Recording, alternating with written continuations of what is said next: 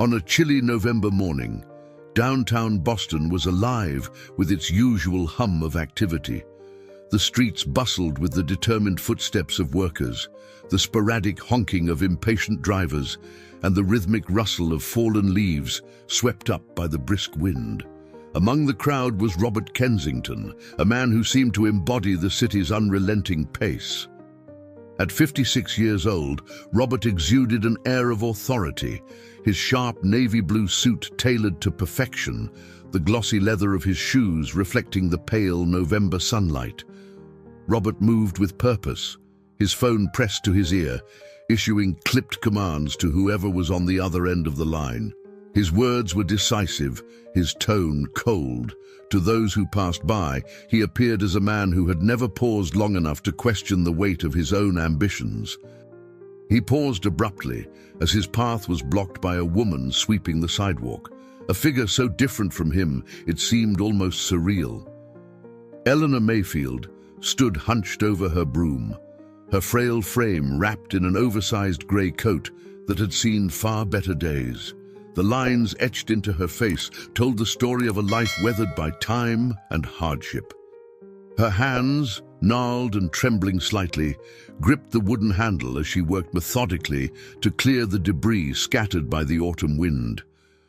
Robert's irritation was immediate.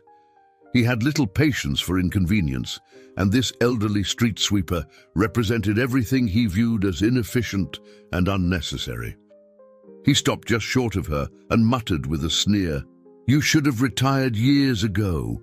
His voice was low but sharp enough to slice through the hum of the street, and it hung in the air like a cold breath on a frosty morning. Eleanor froze. She didn't look up, but the words struck her like a blow. Her hands paused on the broom, and her shoulders sagged slightly, as if the weight of the insult added to the burden she already carried. She whispered a quiet response, though it was lost in the noise of the city, her face, worn but still kind, clouded with sadness. Robert walked on without a second glance, leaving behind a woman whose dignity had been momentarily bruised but not broken. Eleanor straightened herself, her grip on the broom tightening as if to steady her resolve. Her movements resumed, though slower this time, each sweep of the broom a silent act of defiance. Around her, the city continued its march forward, indifferent to the exchange. Commuters hurried past, eyes fixed on their phones or watches, oblivious to the small drama that had unfolded in their midst. Yet, for Eleanor, the moment lingered like a shadow, a reminder of how easily people's humanity could be disregarded. For Robert, it was an incident forgotten almost as soon as it occurred. To him, it was no more significant than the changing of a traffic light or the ringing of a distant church bell. But the city, ever watchful, seemed to hold its breath for what was to come. A subtle anticipation that the paths of these two very different lives were about to intertwine in ways neither could yet imagine. The morning air, sharp with the crispness of late autumn, settled over Eleanor Mayfield as she finished her shift. She leaned briefly on her broom, gazing at the city she had swept for decades. The cold had seeped into her bones, but it was nothing compared to the ache of the memories that stirred within her. She thought of the man who had walked past her earlier.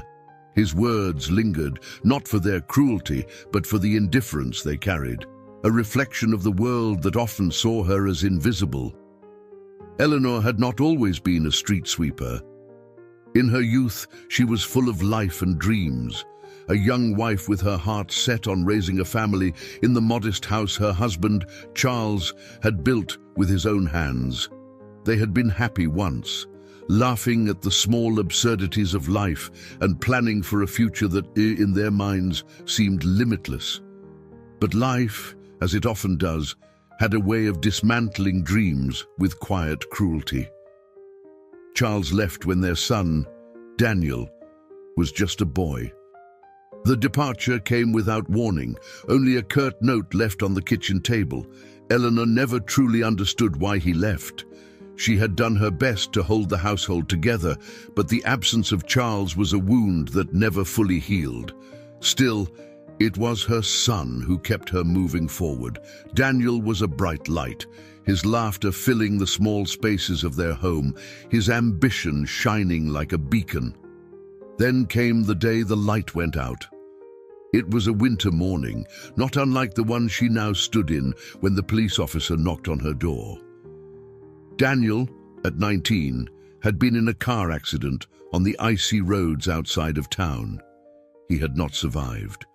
The grief had been so profound that for a time, Eleanor wondered if she would survive it.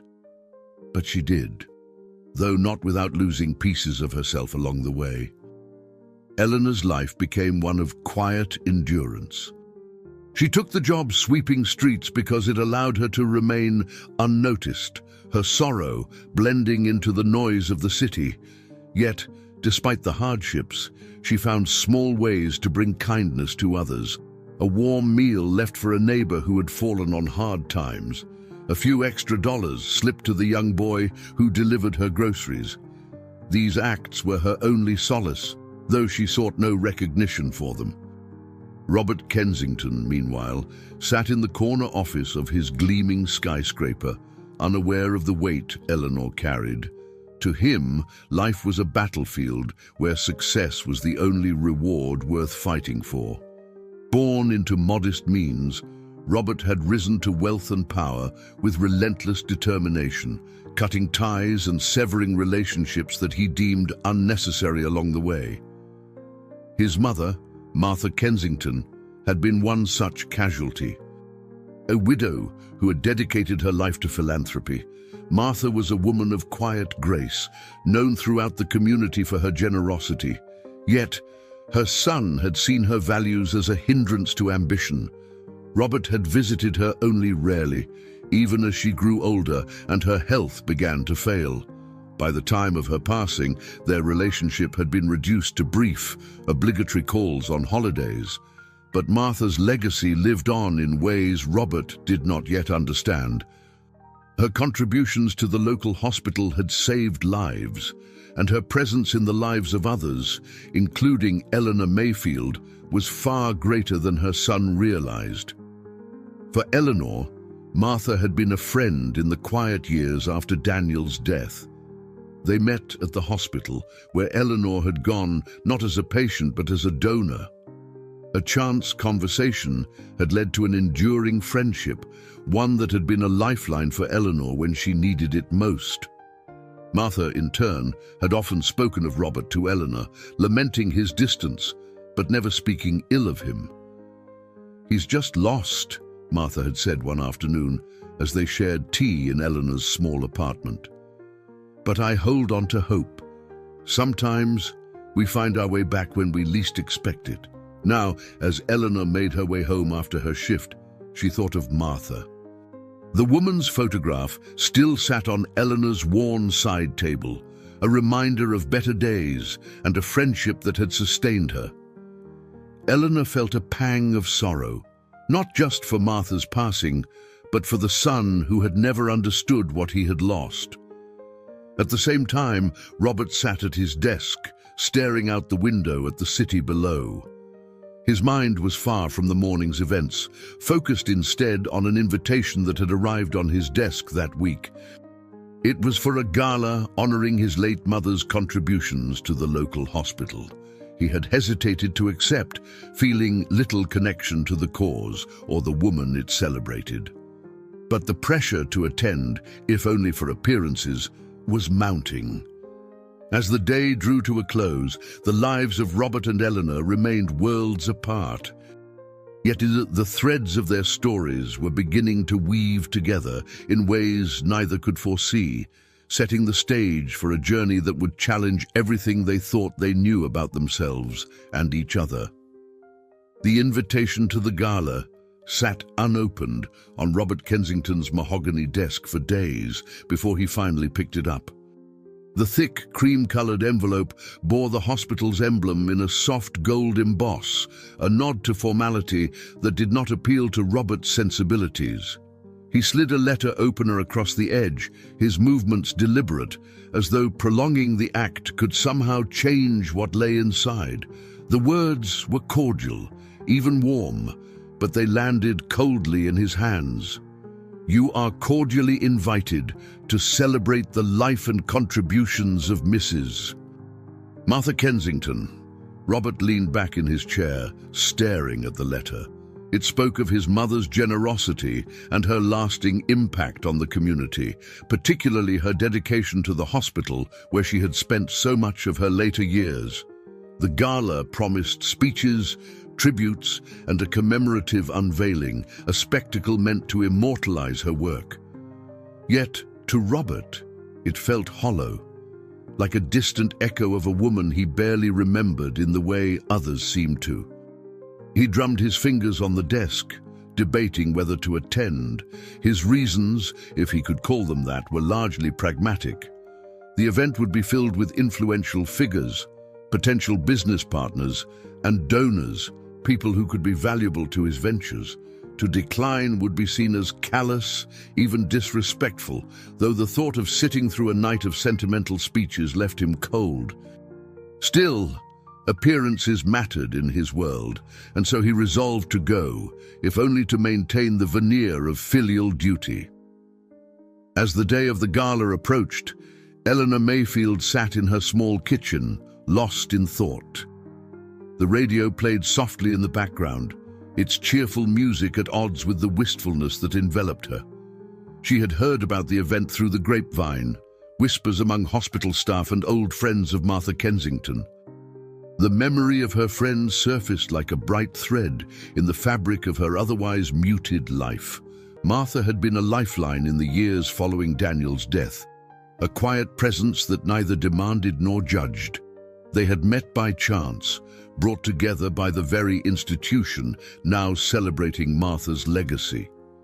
Eleanor had been there to donate a kidney, a decision born out of a desire to help someone, anyone, at a time when she felt powerless against her own grief. Martha had been the recipient, though neither knew it at the time. Their bond, forged in that hospital, grew over cups of tea and shared silences. But as the years passed, their lives drifted apart. Eleanor remained tethered to her modest existence, while Martha's world became increasingly filled with charitable endeavors and social engagements. There were fewer visits, though never a lack of affection. Eleanor never begrudged the distance. Martha's life was full in a way Eleanor's had not been for decades. Eleanor sighed, her thoughts interrupted by the kettle's whistle. She poured herself a cup of tea and carried it to the small table by the window, where a faded photograph of Martha smiled back at her. She traced the edge of the frame with her finger, a gesture of quiet reverence. The thought of attending the gala crossed her mind, but she dismissed it just as quickly. Such events were not for someone like her. On the night of the gala, Robert arrived fashionably late, his expression carefully neutral as he navigated the sea of well-dressed attendees. The room was adorned with tasteful decorations, white and gold accents that mirrored the invitation, and the hum of polite conversation filled the air. A large portrait of Martha hung at the center of the stage, her kind eyes and gentle smile a stark contrast to the son who stood beneath it, feeling like an imposter. As Robert scanned the room, his gaze fell on a display near the stage. It was a collection of photographs and mementos from Martha's life, snapshots of her at charity events, letters of gratitude from those she had helped, and a plaque commemorating her donation to the hospital's pediatric wing. But one photo stopped him in his tracks. It was an old black-and-white picture of his mother standing beside an elderly woman. They were smiling, their hands clasped as though sharing a private joke. Robert frowned, the woman's face vaguely familiar but elusive in his memory. Before he could dwell on it, a voice behind him broke his reverie. "That's Mrs. Mayfield," said a staff member from the hospital, gesturing to the photo. "She was a dear friend of your mother's." They shared something very special, though I'm afraid I don't know the details. Robert nodded absently, his mind turning over the name. He was certain he had encountered her recently, but the connection refused to come into focus. Shrugging it off, he moved to the bar, his interest in the evening waning. Meanwhile, Eleanor sat at her kitchen table, staring out at the darkened street. She had thought of Martha all evening, remembering the way her laugh could fill a room and the quiet strength that had drawn people to her. She wondered what Martha would think of her now, sweeping streets and living alone in a city that barely noticed her existence. Yet there was a quiet dignity in her solitude, a resilience born of years spent surviving what life had taken from her. Though separated by circumstances and years, the lives of Robert and Eleanor continued to circle closer, their shared history waiting patiently to be unraveled. The night ended for both in silence, yet it was a silence heavy with the promise of revelations to come. The gala wore on with all the hallmarks of such events, speeches that towed the line between heartfelt and rehearsed, polite applause from an audience more interested in their wine glasses, and an air of forced joviality. Robert Kensington, however, found himself fixated on the photograph of his mother with the woman he now knew as Mrs. Mayfield. The name continued to nag at him, as though it held a significance just beyond his grasp. As the evening concluded, Robert exited the grand hall with relief, stepping into the brisk night air. The city was quieter now, its frenetic energy subdued by the late hour. He walked a few blocks before deciding to stop for coffee, his thoughts scattered. The barista handed him a steaming cup, and he stepped outside, his free hand tucked into the pocket of his coat. It was then that he saw her again, Eleanor Mayfield, the street sweeper. She stood a few yards away, her broom propped against a wall as she adjusted the scarf around her neck. Robert froze for a moment, recognition dawning. This was the same woman from the photograph. Without intending to, his grip on the coffee cup slackened and the dark liquid sloshed over the rim, splattering onto the sidewalk and Eleanor's coat. "Oh, for heaven's sake!" she exclaimed, startled by the sudden mess. She turned to see Robert, who stood stiffly, his expression oscillating between irritation and embarrassment. "I didn't mean to," he began, but his tone betrayed his frustration more than any genuine apology. "It's just a coat," Eleanor said briskly, brushing at the damp fabric. Her voice was steady, but her eyes betrayed a flicker of recognition. She knew exactly who he was. How could she not? He had his mother's sharp features, though his demeanor lacked the warmth she had cherished in Martha. Robert's gaze lingered on her for a moment, searching for something he couldn't quite name. "You're—" he started, then stopped himself. What could he say? That he had just seen her photograph in a tribute to his mother, that he was beginning to suspect she was more than a mere acquaintance of Martha's? "I'm late," Eleanor said, cutting through his hesitation. She picked up her broom, her movements deliberate. "Good evening, Mr. Kensington." She turned and walked away, leaving Robert standing alone on the sidewalk, the half-empty coffee cup still in his hand. The air between them had been brief but charged, and Robert felt uncharacteristically unsettled. He watched her retreating figure until she disappeared around the corner. Eleanor's heart was racing as she made her way home. She had recognized Robert the moment she saw him, though she had hoped to avoid any interaction. The encounter had stirred memories she had worked hard to keep buried, memories of Martha and the unspoken bond they had shared. She wondered if Robert would piece together the connection between them, though she doubted he cared enough to try. That night, Robert returned to his apartment, a sleek and modern space that reflected none of the warmth of his upbringing. He placed the coffee cup on the counter and walked to his study, where an unopened box of his mother's belongings sat in the corner. He had avoided the box for months, reluctant to face the remnants of a relationship he had let wither long before her death. But something about the evening, Eleanor's face, the photograph, the nagging sense of unfinished business, compelled him to open it. He knelt beside the box and lifted the lid, revealing an assortment of items: a silk scarf that still faintly carried Martha's perfume, a leather-bound journal, and a stack of letters tied with a faded ribbon. Among the letters was an envelope with his name written in his mother's careful handwriting. His breath caught as he opened it, the paper trembling slightly in his hands. The letter was dated several years earlier, written during one of the many periods of silence between them. "My dearest Robert," it began, "there are things I wish I had told you while I still had the chance. Life has a way of slipping through our fingers, and I fear I have allowed too much time to pass without sharing the truths that matter most." The letter went on to describe a profound gratitude Martha had felt towards someone who had saved her life, a friend who had made an extraordinary sacrifice. The details were vague, but one line stood out: "She gave me the gift of time, something I could never repay. I hope you will one day understand the depth of her kindness." Robert sat back on his heels, the letter resting on his lap. His mother's words echoed in his mind, their weight pressing down on him.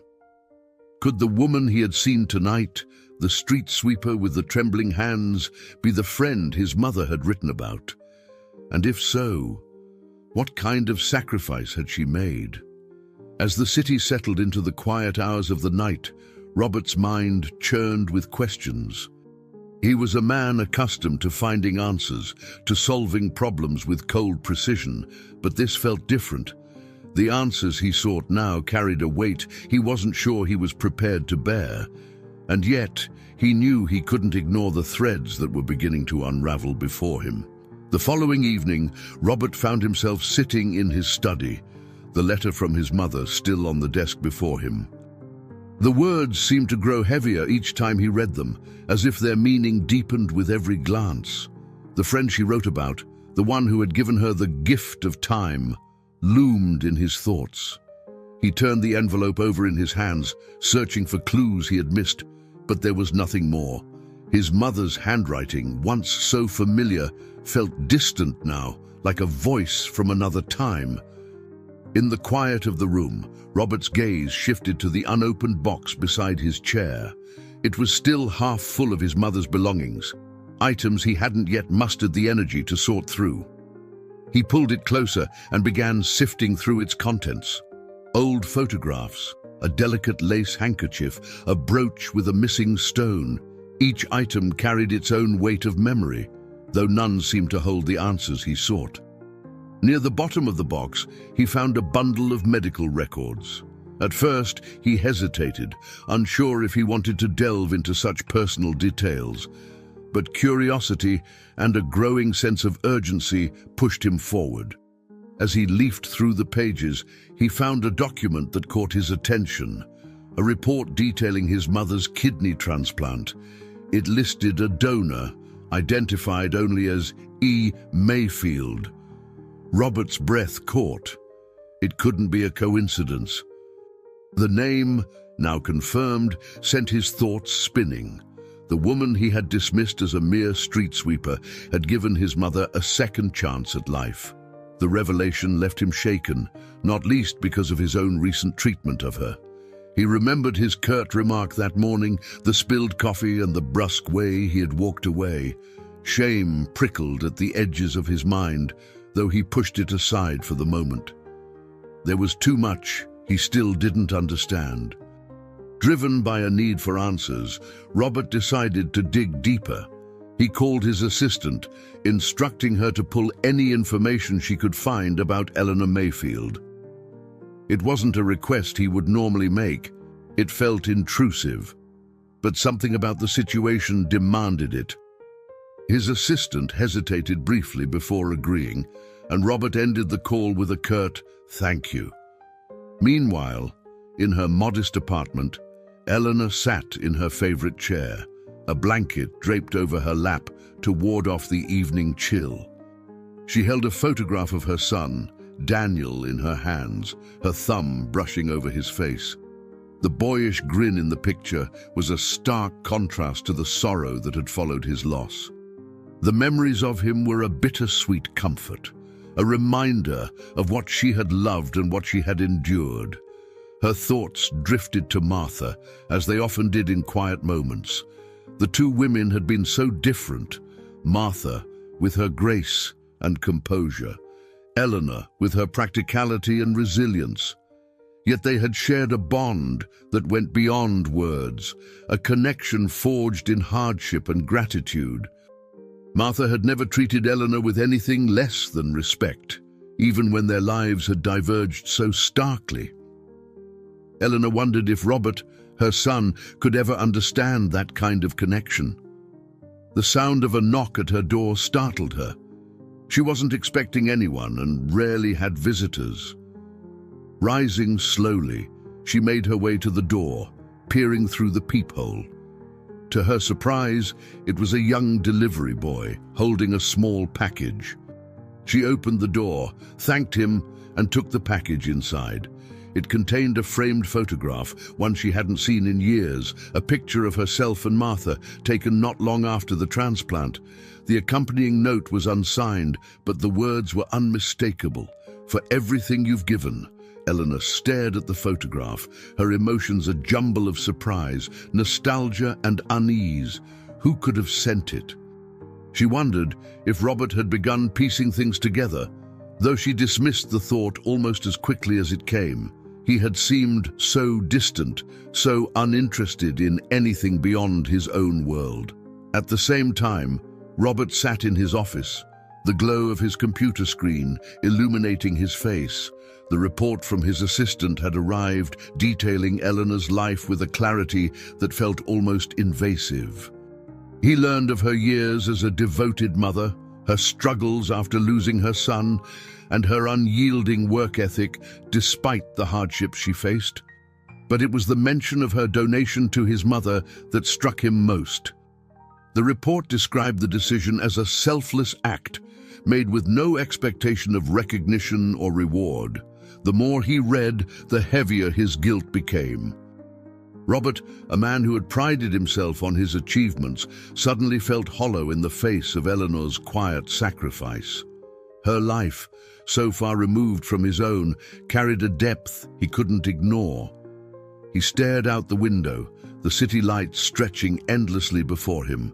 For the first time in years, he felt an unfamiliar pull, an urge to confront the parts of himself he had long buried.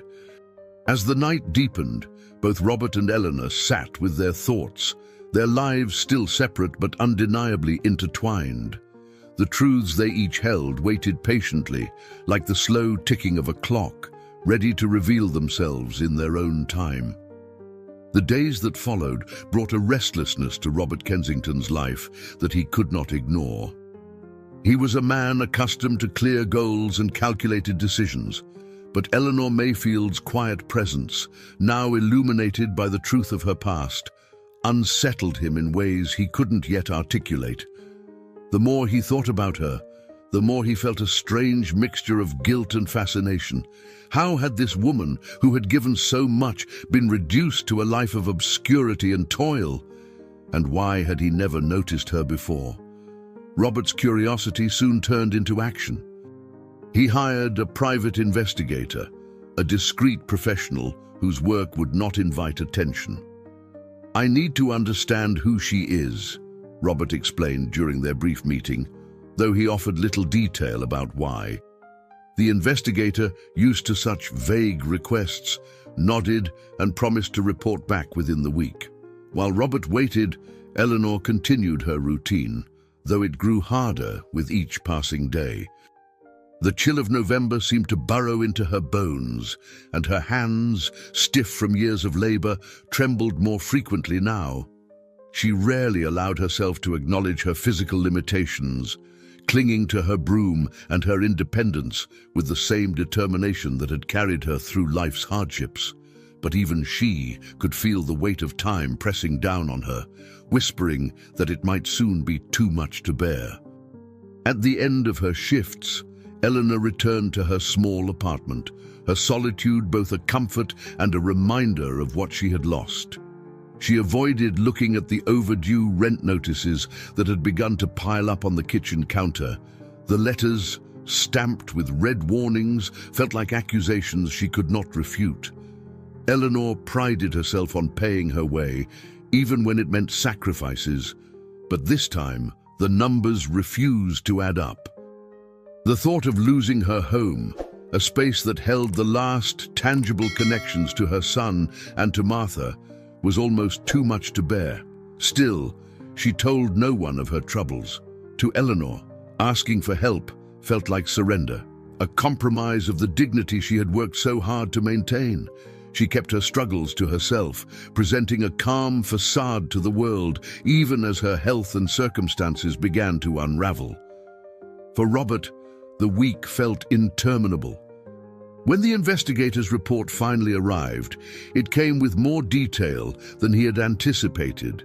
The neatly typed document painted a picture of Eleanor's life that was as stark as it was moving.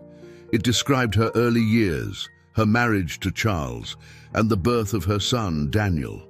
It outlined the tragedies that had followed, the sudden departure of her husband, the devastating loss of her son, and the years of quiet resilience that defined her afterward. The report also included information about her current situation, her work as a street sweeper, her modest apartment, and the mounting financial difficulties that threatened to uproot her once again. But it was the details of the kidney donation that struck Robert most deeply. The report confirmed what he already suspected. Eleanor had been the anonymous donor who saved his mother's life. She had made the decision selflessly, offering a part of herself to a woman who, at the time, was little more than a stranger. The enormity of her sacrifice left Robert speechless.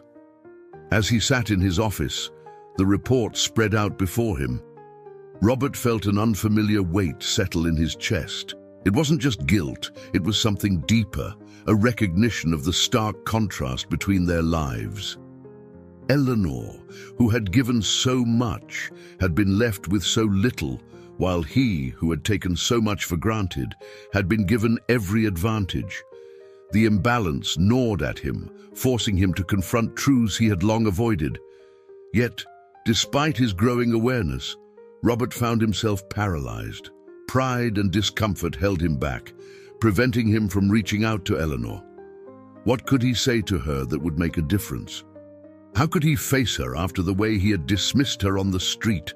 The questions swirled in his mind, unanswered. Meanwhile, Eleanor's struggles deepened. One cold evening, as she returned from her shift, she found her landlord waiting at the bottom of the stairs. He was a broad-shouldered man with a gruff demeanor, and his expression offered no comfort. "Mrs. Mayfield," he began, his tone firm but not unkind. "I've given you more time than I usually would, but I can't wait forever. You need to settle the balance by the end of the month, or I'll have no choice but to start the eviction process." Eleanor nodded, her face calm despite the storm that raged within her. "I understand," she said quietly, clutching her coat tighter around her thin frame. She climbed the stairs slowly, each step feeling heavier than the last. Once inside her apartment, she sank into her chair and stared at the stack of rent notices on the counter. The weight of her circumstances threatened to overwhelm her, but she pushed the feelings aside, as she always had. Instead, she reached for the photograph of Daniel on the table beside her and whispered a promise she had made countless times before. "I'll figure it out. I always do." As the city outside her window continued its relentless pace, the lives of Eleanor and Robert remained on parallel paths, each burdened by their own struggles, yet unknowingly drawn closer by the threads of their shared history. The choices they would soon face loomed on the horizon, waiting to test the strength of their characters and the depth of their resolve. The investigator's report remained on Robert Kensington's desk, its edges slightly frayed from where he had thumbed through it countless times.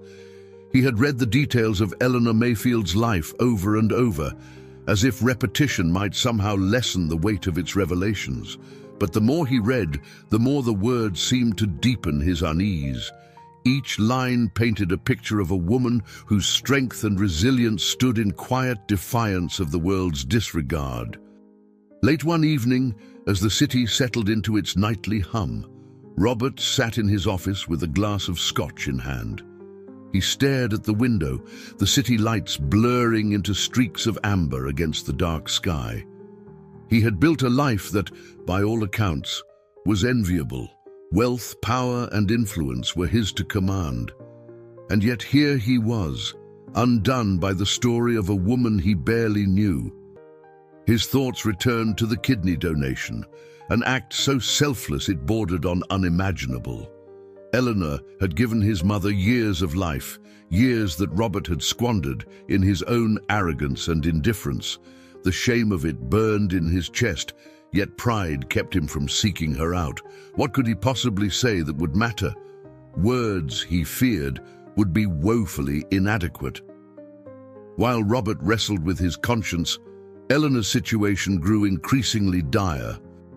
The warning from her landlord weighed heavily on her, though she spoke of it to no one. Each morning she rose before dawn, bundled in her heavy coat, and took to the streets with her broom and dustpan. The work was grueling, especially for someone of her age and health, but she pressed on with a quiet determination. To stop, she thought, would be to surrender, and surrender was something Eleanor Mayfield did not know how to do. But her body was beginning to betray her. The sharp winter air seemed to tighten her chest, and the aches in her joints grew more pronounced with each passing day. She ignored these signs, brushing them off as the inevitable discomforts of age. Yet, deep down, she knew her strength was waning, and the thought of what might come next filled her with a quiet dread. One evening, as she returned home from her shift, Eleanor found herself unable to climb the stairs to her apartment. She stood at the base of the staircase, gripping the banister as her legs trembled beneath her. A neighbor, a young woman named Grace who lived down the hall, noticed her struggle and rushed to her side. "Mrs. Mayfield, are you all right?" Grace asked, her voice filled with concern. Eleanor managed a weak smile. "Just a little winded, dear. I'll be fine in a moment." Grace wasn't convinced. "Let me help you," she insisted, slipping an arm around Eleanor's waist. Together, they slowly made their way up the stairs, Eleanor's breaths coming in shallow gasps.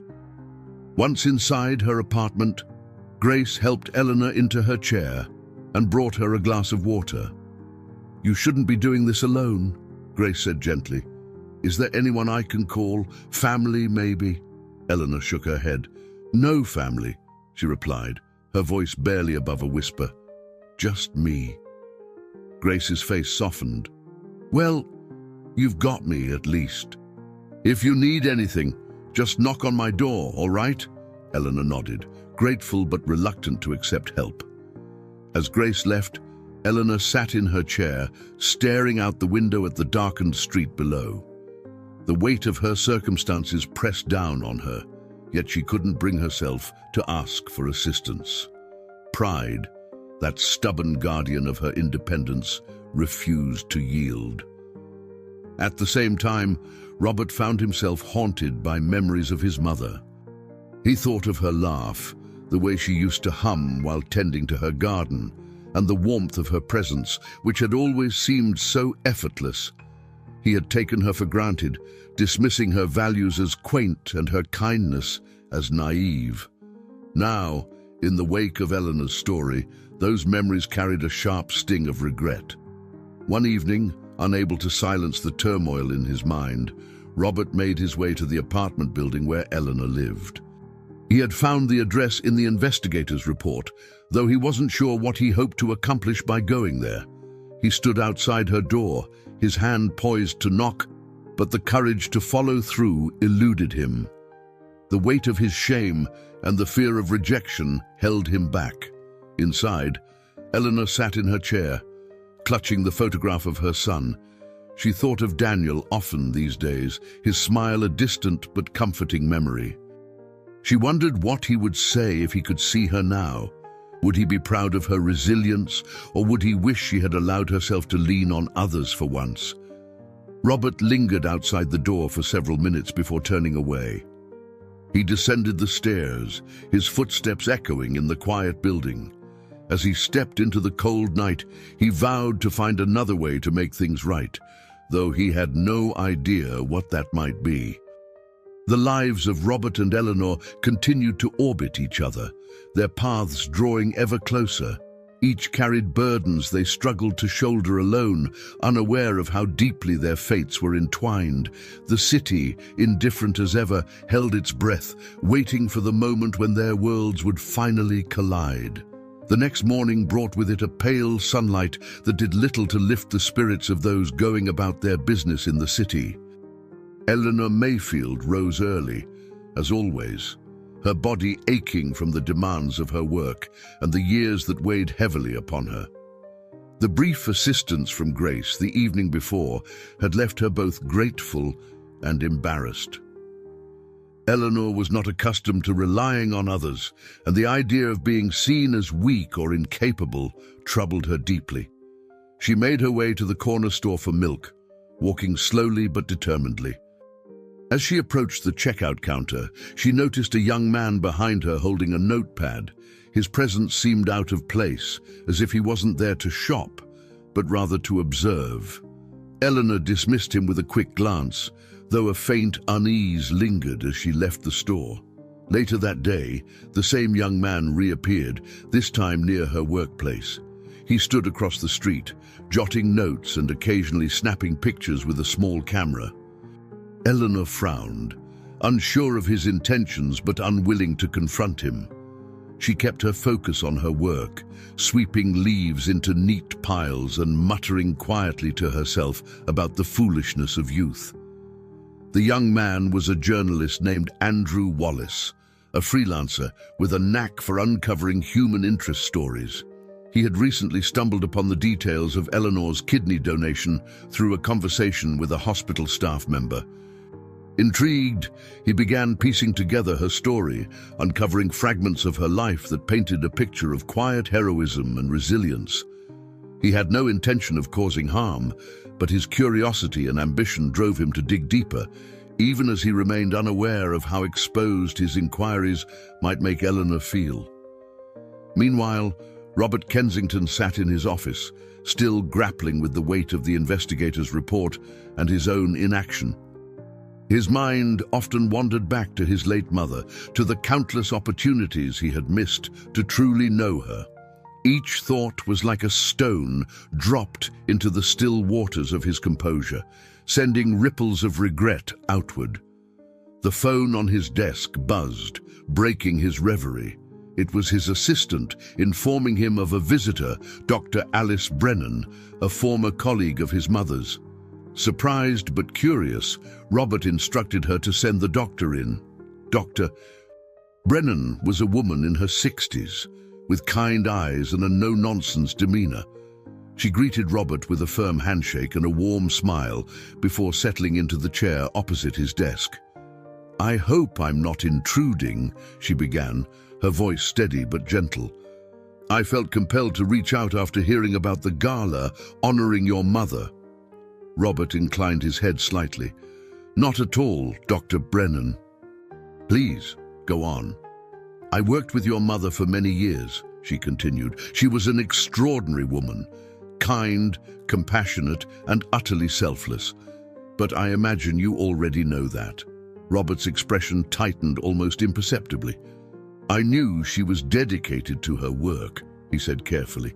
Dr. Brennan hesitated, studying him for a moment.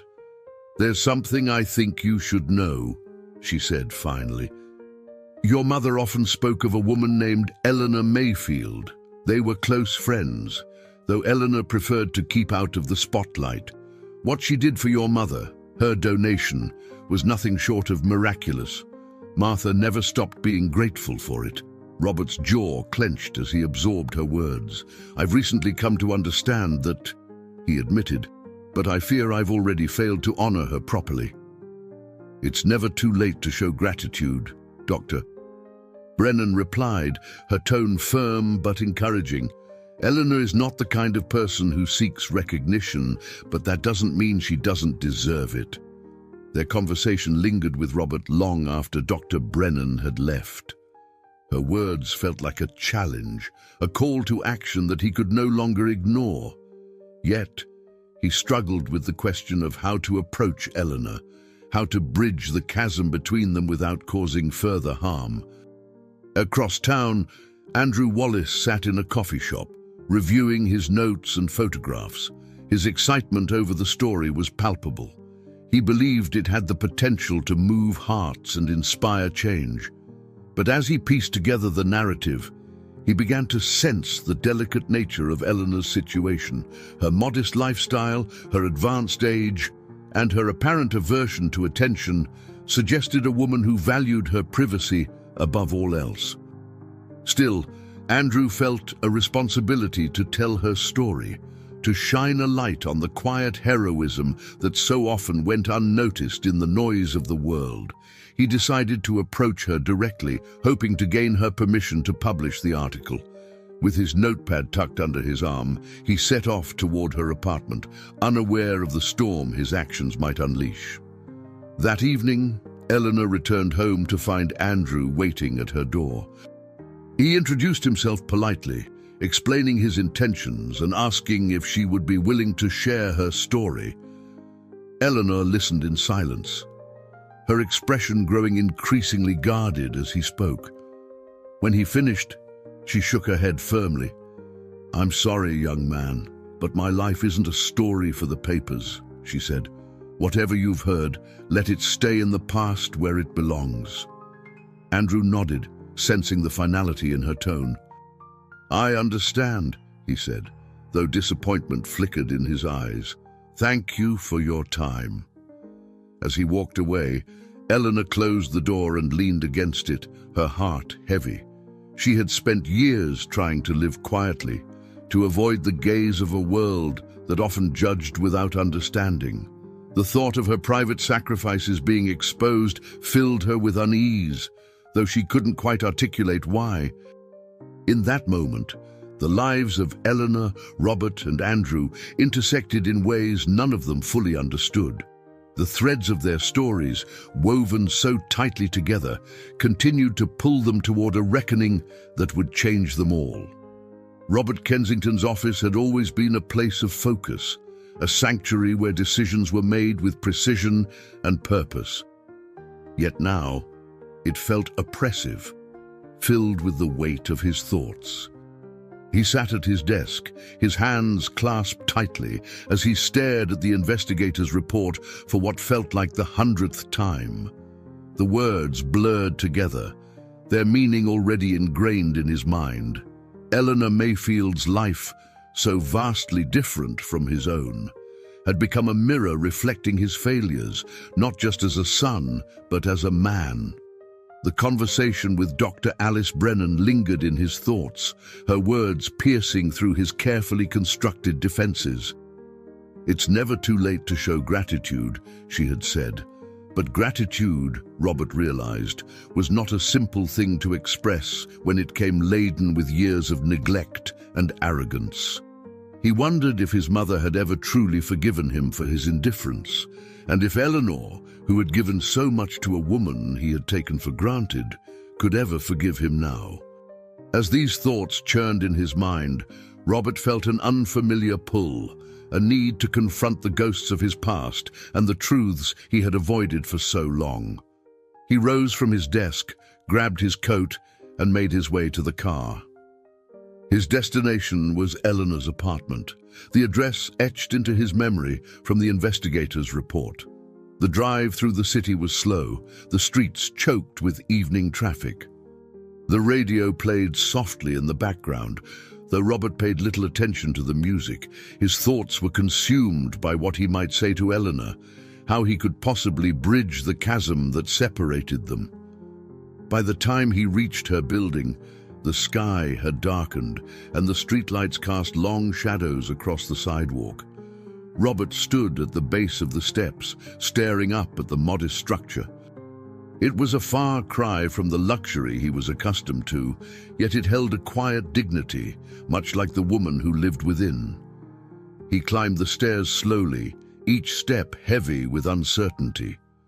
When he reached her door, he hesitated, his hand hovering just above the wood.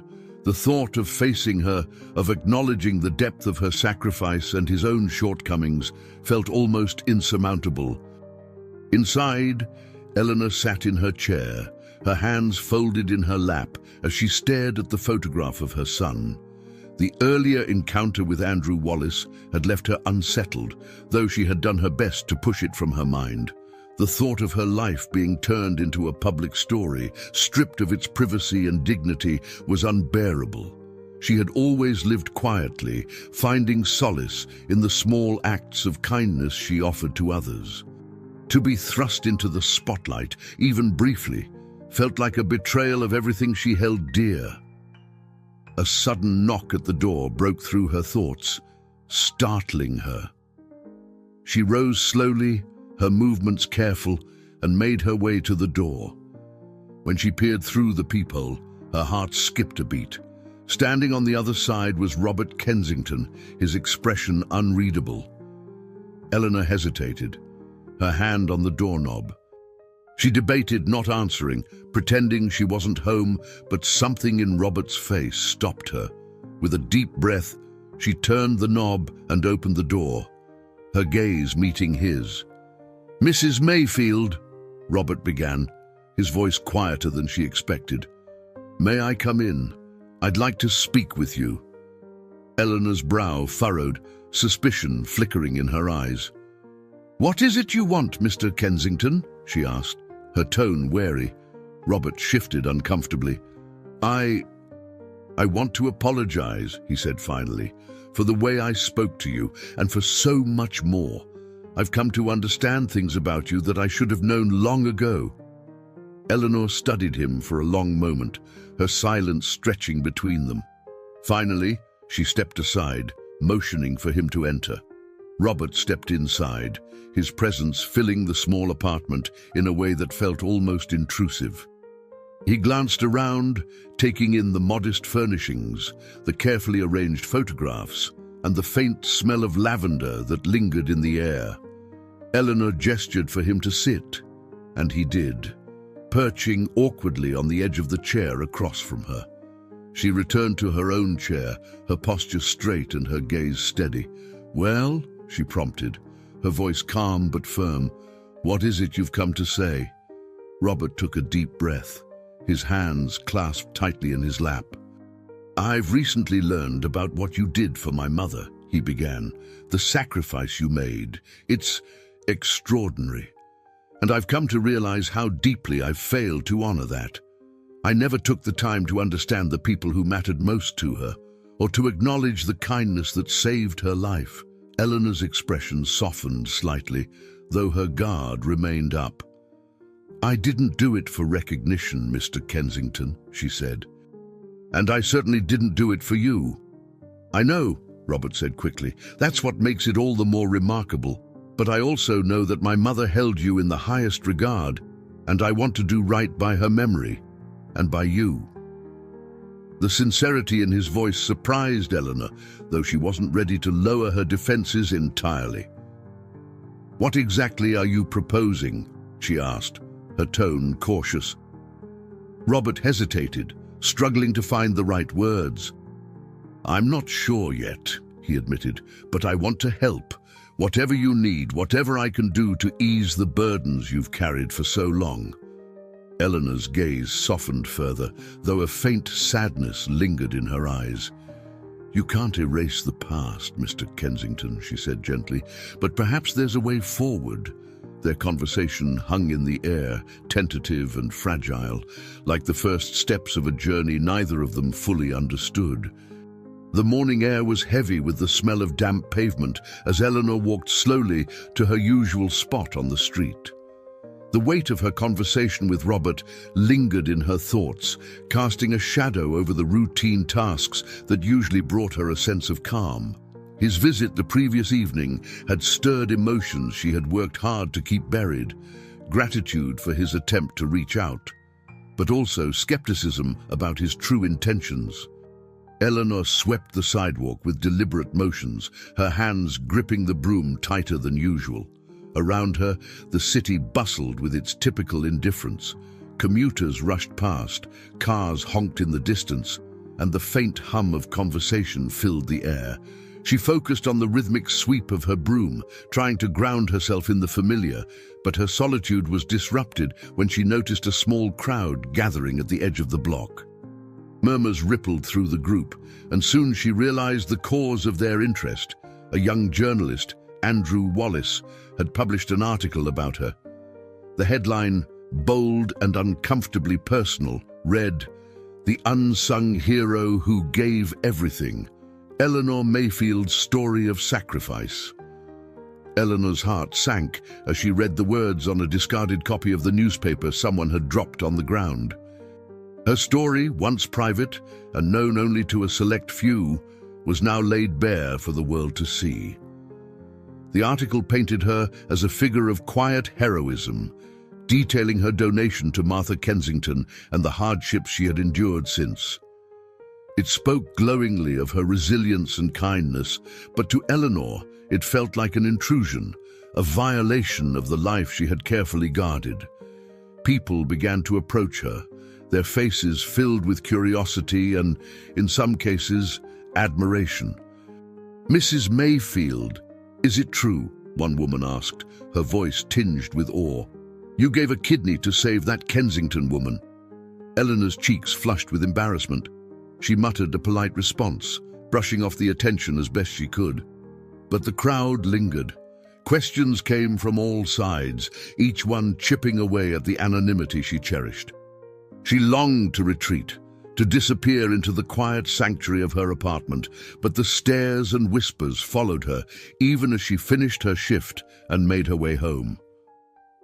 By the time she reached her door, she felt drained, her usual strength eroded by the weight of unwanted attention. She slumped into her chair, her hands trembling as she unfolded the newspaper she had brought with her. The article, though well-meaning, felt like a betrayal of the life she had chosen to lead. It exposed parts of her story she had never intended to share, turning her private sacrifices into public spectacle. Meanwhile, Robert Kensington sat in his office, staring at a copy of the same newspaper.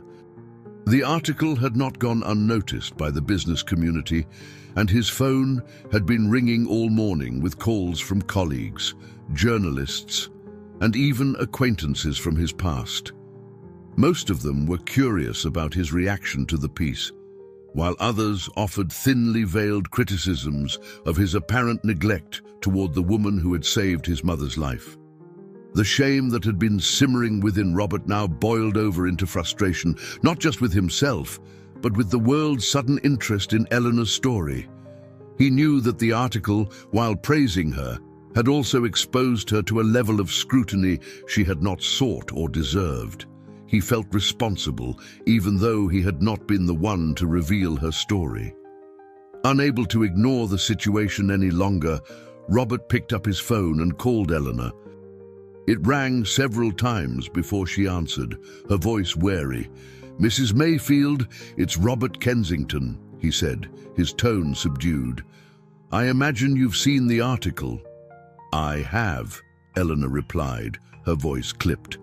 "And I'd like to know who gave that young man the right to tell my story." "I don't know," Robert admitted, though he suspected Andrew Wallace's sources were closer to the hospital than to him. "But I want to help. If there's anything I can do to make this right—" "You can't," Eleanor interrupted, her voice firm. "What's done is done. I'll deal with it in my own way." The conversation ended abruptly, leaving Robert feeling both helpless and determined. He leaned back in his chair, the weight of his mother's legacy pressing heavily on his shoulders. For years, he had dismissed the values she had held dear, compassion, humility, and gratitude. Now, those same values seemed to be slipping through his fingers, just as they had during her lifetime. That evening, as Eleanor sat by her window, staring out at the street below, she reflected on the whirlwind of the day. The attention, though well-meaning, felt like a burden she hadn't asked for. She thought of Martha and the quiet friendship they had shared. Martha had always understood her desire for privacy, never prying, never demanding more than Eleanor was willing to give. The thought of Martha's son, so different yet trying in his own way, left her with conflicting emotions. As the city settled into the quiet rhythms of night, both Eleanor and Robert found themselves facing the same question: how to move forward from a past that refused to stay hidden. For Eleanor, the path was uncertain, but she resolved to face it with the same quiet strength that had carried her through so many trials before. For Robert, the path demanded a reckoning, not just with Eleanor, but with himself. The following morning, the streets were abuzz with murmurs of the article that had cast Eleanor Mayfield into an unwelcome spotlight. Her story, which she had guarded so carefully, had taken on a life of its own, whispered about in coffee shops and passed from one curious stranger to another. Eleanor, however, walked with her head down, the brim of her worn hat casting a shadow over her weary face. She kept her focus on her work, though each passerby's lingering glance felt like a fresh wound. By midday, the intrusion became too much to bear. Reporters began to gather near her usual sweeping route, their cameras slung over shoulders and their notebooks poised for quotes. Eleanor tried to ignore them, but the sound of their questions cut through the air like jagged glass. "Mrs. Mayfield, how does it feel to be called a hero?" one journalist asked. "Do you have any regrets about your donation?" another pressed. Eleanor stopped sweeping, her hands tightening around the broom handle. She turned slowly, her face calm but her voice firm. "I've said all I intend to say. Please, leave me be." Her words carried a dignity that silenced the crowd for a moment, but their curiosity was insatiable. They stayed, circling her like crows around a wounded animal. It wasn't long before Eleanor's composure began to crack. Her hands trembled, and her breath came in shallow bursts. She dropped the broom and walked away, her steps uneven as she disappeared down an alley. By the time Eleanor reached her apartment, her chest was tight and her legs felt unsteady beneath her. She leaned against the doorframe, willing herself to calm down before stepping inside. The apartment, her sanctuary, now felt smaller and more fragile than ever. She lowered herself into her chair and stared at the photograph of Daniel on the table beside her. His smile, once a source of comfort, now seemed to mock the chaos surrounding her. At the same time, Robert Kensington was grappling with his own reckoning. The fallout from the article had reached his office, with colleagues and board members raising eyebrows at the connection between his family's wealth and the woman who had quietly saved his mother's life. Whispers of his perceived neglect followed him like a shadow, their sting exacerbated by his own mounting guilt. Emma, a young intern at Robert's company, was among the few who dared to speak openly about the situation. She had always admired Eleanor, having once seen her sweeping outside the office building and been struck by the woman's quiet determination. Now, with the story out in the open, Emma felt compelled to act. She approached Robert one afternoon, her youthful energy a stark contrast to the weariness etched into his features. "Mr. Kensington," she began hesitantly, "may I have a word?" Robert nodded, motioning for her to sit. Emma hesitated before continuing, her voice steady but impassioned. "I've been following Mrs. Mayfield's story. She's remarkable. I think you have an opportunity to honor her in a way that goes beyond words." Robert leaned back in his chair, his expression unreadable. "And how do you propose I do that, Emma?" "You're in a position to make a real difference," she said earnestly. "Your mother's legacy and Eleanor's sacrifices deserve more than just acknowledgement." You could create something lasting, something that reflects the values they both stood for. Her words struck a chord, though Robert was careful not to show it. He nodded thoughtfully, thanking her for her insight, before dismissing her. But as the hours passed, Emma's suggestion took root in his mind. It wasn't enough to apologize or offer financial assistance. He needed to find a way to honor both his mother and Eleanor in a manner that would carry forward their shared spirit of generosity. Meanwhile, Eleanor's day grew darker. By late afternoon, the reporters had followed her to her building, their voices rising as they called for her to come outside. She pulled the curtains tight, her body tense with frustration and fatigue. For years, she had endured life's trials with quiet dignity. But this relentless invasion of her privacy threatened to undo her. Finally, she made a decision. She picked up the phone and dialed Robert's number, her hands shaking as she waited for him to answer. When he did, she wasted no time with pleasantries. "Mr. Kensington," she said, her voice sharp with exhaustion. "I need this to stop. These reporters, this attention, it's unbearable." Robert's tone softened. "I understand, Mrs. Mayfield. I'll do everything I can to help." "You say that," she replied, her voice faltering. "But do you truly understand what it's like to have your life turned upside down? I never wanted recognition. I only wanted to live quietly." "I know," Robert said quietly, "and I'm sorry. I'll find a way to make this right." Eleanor ended the call without another word, her strength spent. She leaned back in her chair, closing her eyes against the ache in her chest. The world outside her window carried on as if nothing had changed. But for Eleanor, everything felt unmoored. As night fell, both Eleanor and Robert found themselves staring into the darkness, each grappling with the weight of their choices and the paths that had brought them to this moment. The city, indifferent as always, stood as a silent witness to their struggles, waiting for the next chapter of their intertwined stories to unfold. The tension in Eleanor Mayfield's apartment was palpable as she sat by the window, her curtains drawn tightly to shield her from the persistent crowd of reporters still gathered on the street below. She had hoped for peace after her call to Robert Kensington, but the noise outside told her otherwise. It seemed her quiet life, so carefully maintained for years, was now beyond her control. As she sat, trying to focus on the faint hum of her old radio, a knock sounded at her door.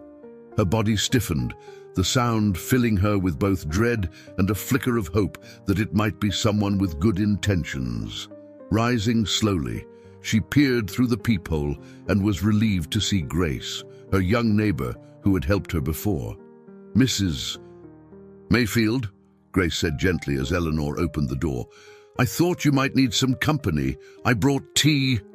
She held up a small thermos and a package of cookies, her smile kind and reassuring. Eleanor nodded, stepping aside to let Grace in. "Thank you, dear. It's been a day." The two women settled at the small kitchen table, Grace pouring the tea, while Eleanor watched her with a mixture of gratitude and weariness.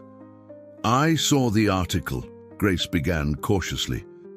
"I can't imagine how overwhelming this must be for you."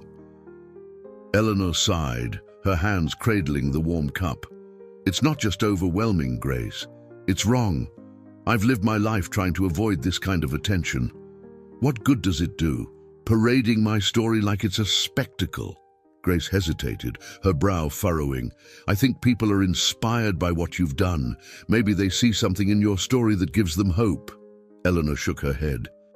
"They don't know the whole story. They see the sacrifice, but not the pain that came with it, or the life I've had to rebuild since." Her voice was steady, but there was a tremor of emotion beneath her words.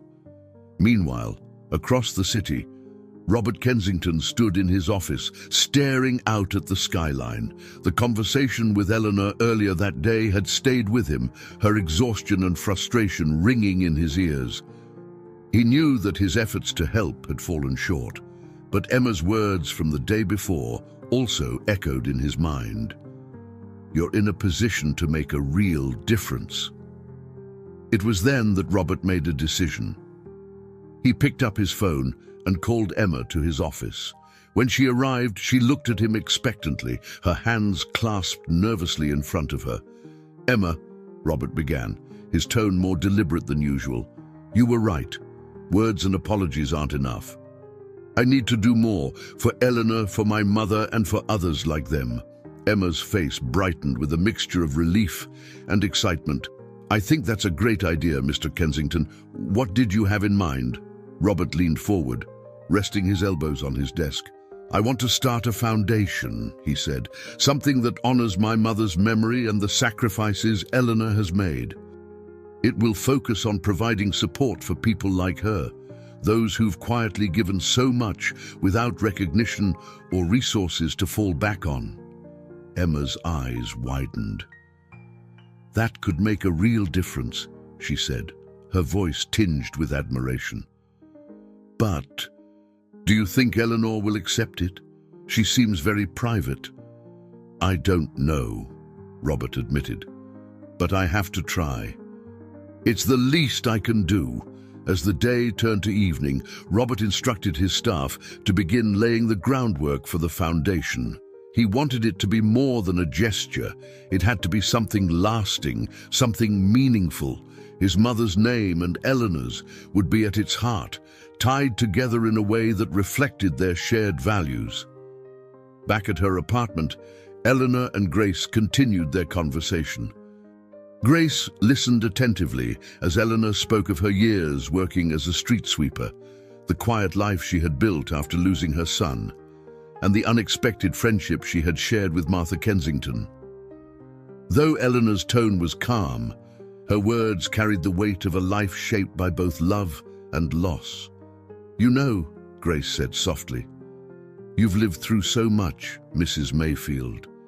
Maybe this attention is a way for people to see the goodness in the world, even if it came at a cost to you." Eleanor considered Grace's words, her gaze fixed on the steam rising from her tea. "Perhaps," she said finally, "but it doesn't change how much I've lost along the way." As the night grew darker, the reporters outside finally began to disperse, leaving Eleanor with a rare moment of quiet.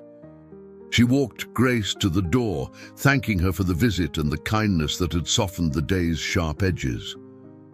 After Grace left, Eleanor sat by the window once more, her thoughts heavy. The world outside seemed quieter now, but the turmoil within her remained. She wondered what would come next, whether she would find a way to reclaim the peace she had worked so hard to protect. In his own apartment, Robert sat at his desk, staring at the first draft of the Foundation's mission statement. The words felt inadequate, but they were a start. He thought of his mother, of the values she had tried to instill in him, and of Eleanor, who had embodied those values more fully than he ever had. For both Eleanor and Robert, the night was filled with questions and the faint glimmer of something new, a sense that the paths they had walked separately for so long might finally begin to converge in a way neither of them could have anticipated. Eleanor Mayfield awoke early the next morning to a soft, grey light filtering through her curtains. The air in her apartment was chilly, and she pulled her shawl tighter around her shoulders as she shuffled to the kitchen to prepare a simple breakfast. Despite the quiet around her, a sense of unease lingered, an echo of the chaos that had erupted in the days before. The reporters were gone for now, but their presence had left her unsettled, and the weight of their intrusion still pressed heavily on her mind. As she sat at her small table, sipping her tea, there was a knock at the door. Eleanor frowned, hesitant to answer, but curiosity got the better of her. When she opened the door, she found a neatly dressed courier holding an envelope with her name written in elegant script. "Good morning, ma'am," the courier said politely. "This is for you." Eleanor accepted the envelope with a cautious nod and closed the door behind her. She opened it slowly, Her hands steady despite the flicker of apprehension she felt. Inside was a letter, neatly typed on thick, cream-colored paper. The header bore the name Kensington Mayfield Foundation, followed by a formal introduction explaining the organization's purpose: to provide support and resources to individuals who, like Eleanor, had made extraordinary sacrifices for the benefit of others. Eleanor's brow furrowed as she read on. The letter outlined plans for a public announcement and gala to inaugurate the foundation, and she was named as its honorary figurehead. Her name, alongside Martha Kensington's, would be at the heart of the foundation's mission, a tribute to their shared values of generosity and quiet heroism. Her initial reaction was one of disbelief. She set the letter down, staring at it as if it might vanish before her eyes. The idea of being so publicly honored felt overwhelming, even intrusive. She had lived a life of humility and hard work, and the thought of being thrust into the spotlight again filled her with unease. Yet, as she considered the possibilities, she felt a faint glimmer of hope. Could this foundation, born out of her story and Martha's legacy, bring something good to others? Later that morning, Eleanor called Robert Kensington, her voice measured but tinged with curiosity. "Mr. Kensington," she began, "I've received your letter. I'd like to understand more about this foundation you've created." Robert, who had been sitting at his desk reviewing the same letter, leaned back in his chair, relieved to hear from her. "Thank you for calling, Mrs. Mayfield," he said, his tone earnest. "The foundation is something I've been working on for the past few days. It's a way to honor both my mother's memory and your incredible sacrifices. But it's more than that. It's a way to help others who find themselves in situations like yours." Eleanor was silent for a moment, her thoughts racing. "And what exactly do you expect from me, Mr. Kensington?" she asked. "I'm not one for public appearances or grand gestures." "I understand," Robert replied quickly. "You're not obligated to do anything you're uncomfortable with. Your name is on the foundation because you've inspired it, but the work itself will focus on supporting others. If you'd prefer to stay in the background, that's entirely your choice." Eleanor considered his words carefully. While the idea of being publicly associated with the foundation still made her uneasy, she couldn't deny the potential for good that it represented. "I'll think about it," she said finally, "but I make no promises." "That's all I can ask," Robert said. "Thank you, Mrs. Mayfield." As the call ended, both Eleanor and Robert felt a cautious sense of progress. For Eleanor, the foundation represented a chance to turn her unwanted notoriety into something meaningful, though she remained wary of the attention it might bring. For Robert, it was a step toward redemption, a way to honor the values he had long ignored but now sought to embrace. Later that day, Robert gathered his team to finalize the plans for the foundation's announcement. Emma, whose enthusiasm had been a driving force behind the project, presented ideas for the event, from its location to the key speakers. She suggested a modest venue that reflected the foundation's mission of humility and service, rather than the grandeur typically associated with the Kensington name. As the team discussed the details, Robert found himself reflecting on how far he had come. The man who had once dismissed his mother's philanthropy as sentimental now felt a deep sense of responsibility to continue her work. He knew that the foundation alone would not absolve him of his past failings, but it was a start, a way to honor the lessons he had learned from both his mother and Eleanor. That evening, as Eleanor walked home from a brief trip to the corner store, she passed a small group of people gathered outside a community center. They were discussing the article about her, their voices filled with admiration for her sacrifices. One woman, holding a young child, said softly, "It's people like her who remind us there's still kindness in the world." Eleanor paused, her heart catching at the woman's words. She had never sought recognition, Yet hearing how her actions had inspired others stirred something within her. Perhaps this foundation, this work that bore her name, could bring light to lives that had known only struggle. As she entered her apartment, the letter from the foundation still resting on her table, Eleanor felt a tentative resolve growing within her.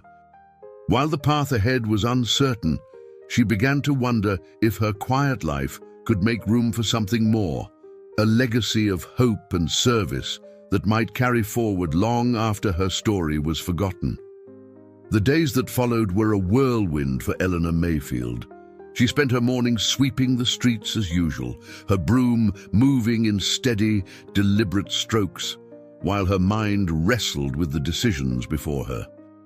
The letter from the Kensington Mayfield Foundation lay on her table at home, its neatly typed words both a source of hope and a cause for apprehension. She had told Robert she would think about it, but the idea of stepping into the public eye again filled her with dread. Meanwhile, the city seemed to buzz with news of the foundation. Local papers published glowing articles about its mission, highlighting Eleanor's story as an inspiration. Yet for all the praise, she felt no closer to peace. Instead, the attention only deepened her sense of displacement, as if the life she had worked so hard to build was slipping through her fingers. One cold afternoon, as she finished her shift and prepared to head home, a man approached her. He was well-dressed but unassuming, his manner polite but purposeful. "Mrs. Mayfield?" he asked. "Yes," she replied, her tone wary. "My name is Gregory, and I work with Mr. Kensington. He asked me to deliver this personally." He handed her a small box, neatly wrapped in plain brown paper. "He thought it might help with your decision." Eleanor took the box, her fingers brushing against its smooth surface. "Thank you," she said, though her voice carried more curiosity than gratitude. She tucked the box under her arm and continued on her way, eager to examine it in the quiet of her apartment. When she finally unwrapped it that evening, she found a framed photograph inside. It was an old picture of Martha Kensington and Eleanor, taken years earlier during one of Martha's visits. The image was simple but poignant. Two women sitting side by side, their expressions warm and unguarded. Beneath the photo was a handwritten note from Robert. "For the friendship that changed my mother's life. Thank you."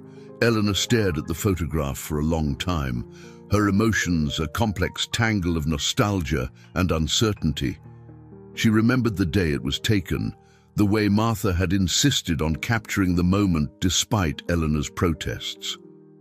"One day, you'll look back and be glad we did this," Martha had said with a laugh, and now, all these years later, those words felt both prophetic and bittersweet. The next morning, Eleanor called Robert again. Her voice was steady, but carried a note of resolve. "Mr. Kensington, I've received your gift. It was thoughtful." "I'm glad you think so," Robert replied, his tone cautious. "Does this mean you've made a decision?" "I'm still considering it," Eleanor admitted, "but I'd like to meet with you, somewhere quiet, away from all the noise. There are things I need to understand before I agree to anything." "Of course," Robert said immediately. "Tell me where and when, and I'll be there." They agreed to meet that evening at a small park not far from Eleanor's apartment. The air was crisp and cold as she arrived, the bare trees casting long shadows across the ground. Robert was already there, seated on a bench with his hands clasped in front of him. He rose as she approached, his expression earnest. "Thank you for meeting me," he said, motioning for her to sit. Eleanor took a seat, folding her hands in her lap. For a moment, neither of them spoke, the silence filled only by the faint rustle of leaves in the wind. "Mr. Kensington," she began finally, "I appreciate what you're trying to do.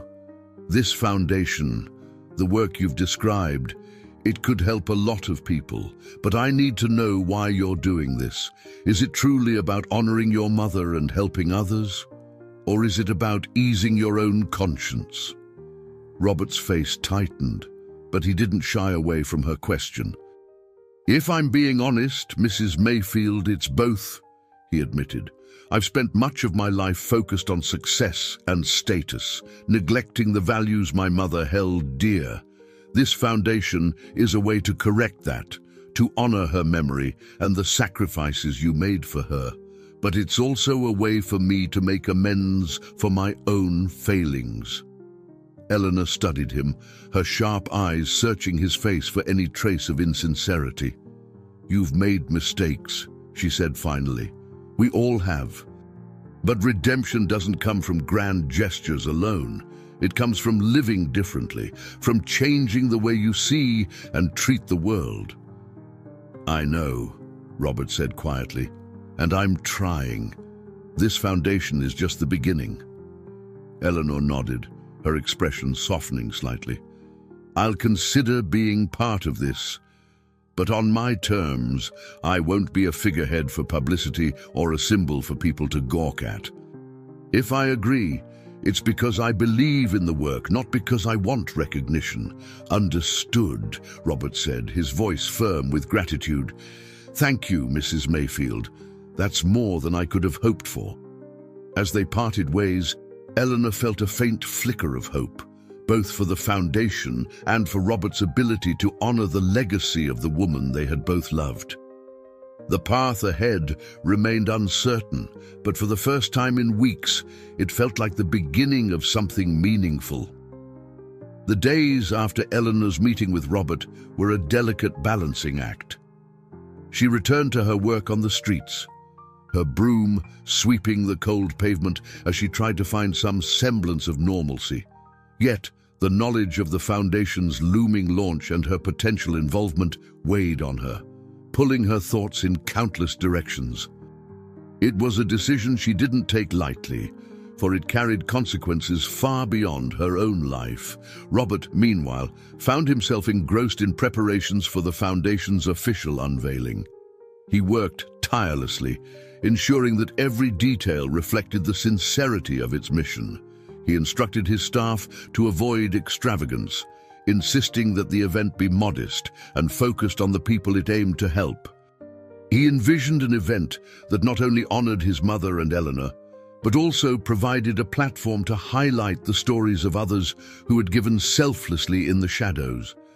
Amid the flurry of activity, Robert couldn't ignore the lingering uncertainty surrounding Eleanor's participation. She had agreed to consider being part of the foundation, but remained non-committal. The thought of her absence weighed heavily on him, for it was her story that had inspired this endeavor. Without her, the foundation's mission felt incomplete. One evening, as Robert sat in his office reviewing final plans for the launch, Emma knocked softly on the door. She stepped inside, her expression a mixture of excitement and hesitation. "Mr. Kensington, I've been working on the guest list," she began. "There's a lot of interest, especially from people who admire Mrs. Mayfield's story. But I wanted to make sure we're respecting her wishes." Robert nodded, setting down the papers in his hand. "What do you suggest?" "Maybe we should talk to her again," Emma said. "Let her know exactly what to expect and give her the space to decide how involved she wants to be. She's the heart of this foundation, but it has to be on her terms." Robert leaned back in his chair, her words striking a chord. "You're right," he said. "I'll reach out to her tomorrow." True to his word, Robert called Eleanor the next morning. The conversation was brief but earnest. He explained the plans for the launch, emphasizing that her involvement was entirely her choice. Eleanor listened, her voice calm but non-committal as she thanked him for keeping her informed. After the call, Eleanor sat in her chair, staring out the window at the bare trees swaying in the winter wind. She thought of the foundation's potential, the lives it could touch, the hope it could bring. Yet, the idea of being at the center of it all still made her uneasy. She had spent so much of her life avoiding attention, finding solace in her quiet acts of kindness. To step into the spotlight now felt like a betrayal of the principles that had guided her for so long. That evening, as she prepared for bed, Eleanor found herself drawn to the photograph Robert had sent her. She picked it up, running her fingers along the edges of the frame.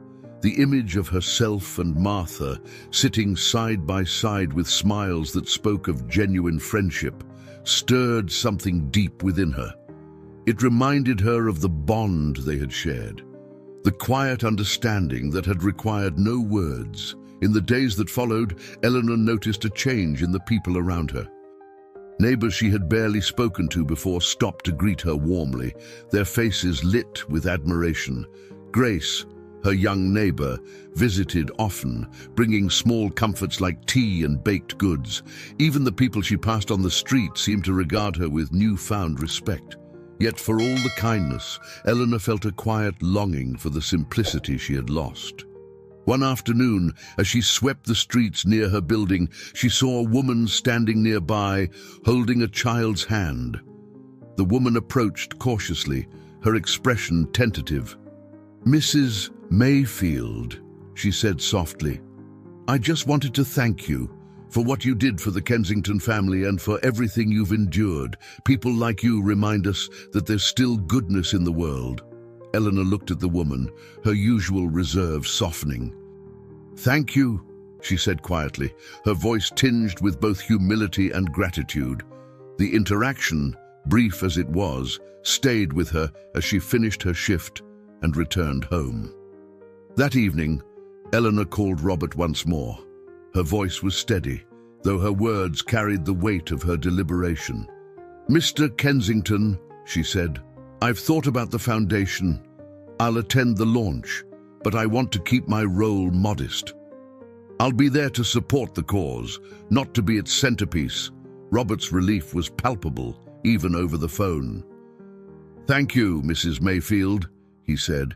"Your presence means more than you know." As the call ended, both Eleanor and Robert felt a sense of resolution. For Eleanor, the decision to attend was a small but significant step toward embracing a new chapter in her life. For Robert, it was a chance to honor the legacy of two women who had shaped him in ways he was only beginning to understand. In the quiet of her apartment, Eleanor placed the photograph of herself and Martha back on the table.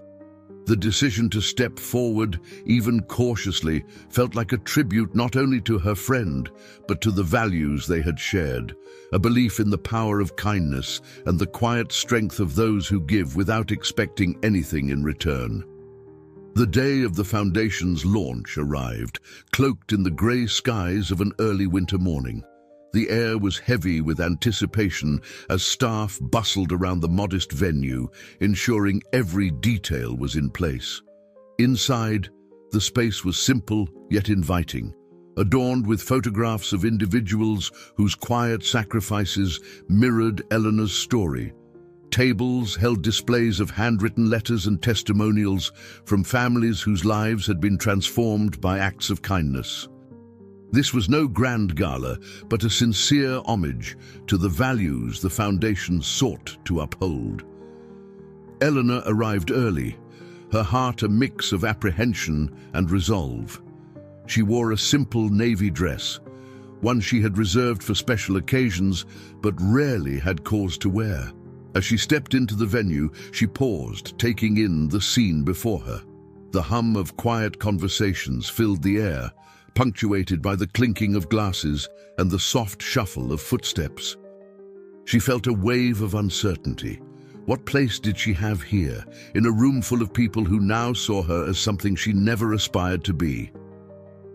Robert Kensington noticed her arrival and quickly crossed the room to greet her. He wore a tailored suit, though his demeanor was uncharacteristically humble. "Mrs. Mayfield," he said warmly, extending his hand, "I'm so glad you came." Eleanor nodded, her expression reserved. "I said I would," she replied.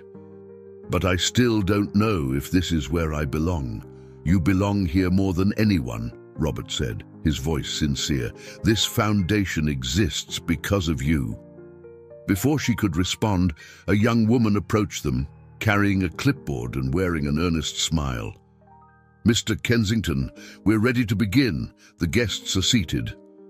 Robert turned back to Eleanor, his expression slightly apprehensive. "Are you ready?" he asked gently.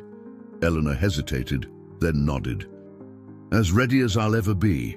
The two made their way to the front of the room, where rows of chairs were filled with people from all walks of life. Some were community leaders, others were families who had benefited from similar acts of kindness, and many were strangers who had been inspired by the story that had brought them all together.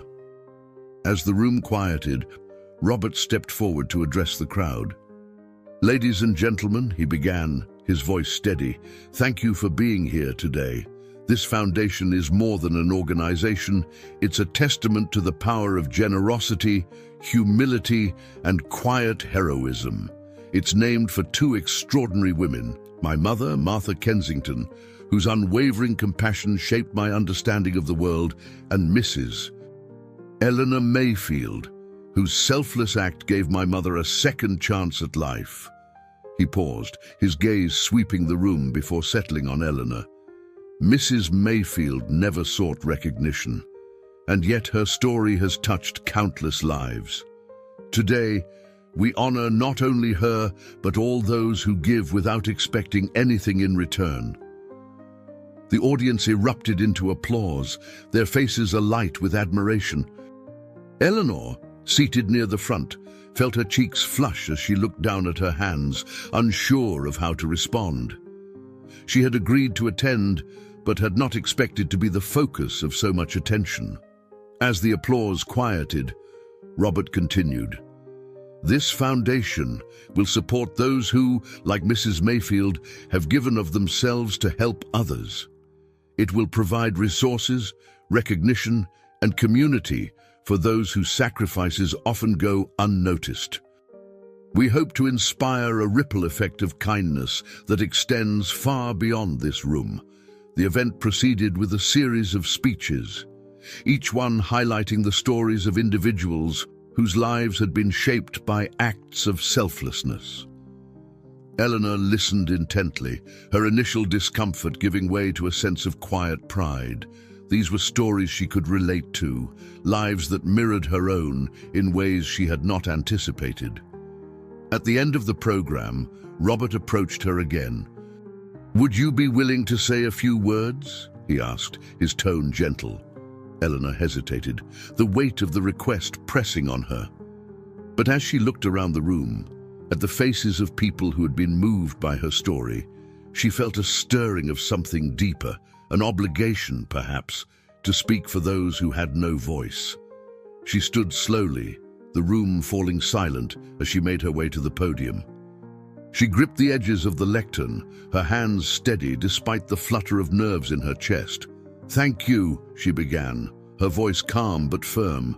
"I'm not used to speaking in front of so many people, and I never imagined I'd be standing here today. My life has been a simple one, filled with both joys and hardships. I've done what I could to help others, not because I sought recognition, but because it felt like the right thing to do." She paused, her gaze sweeping the room. "This foundation is not about me. It's about all of us.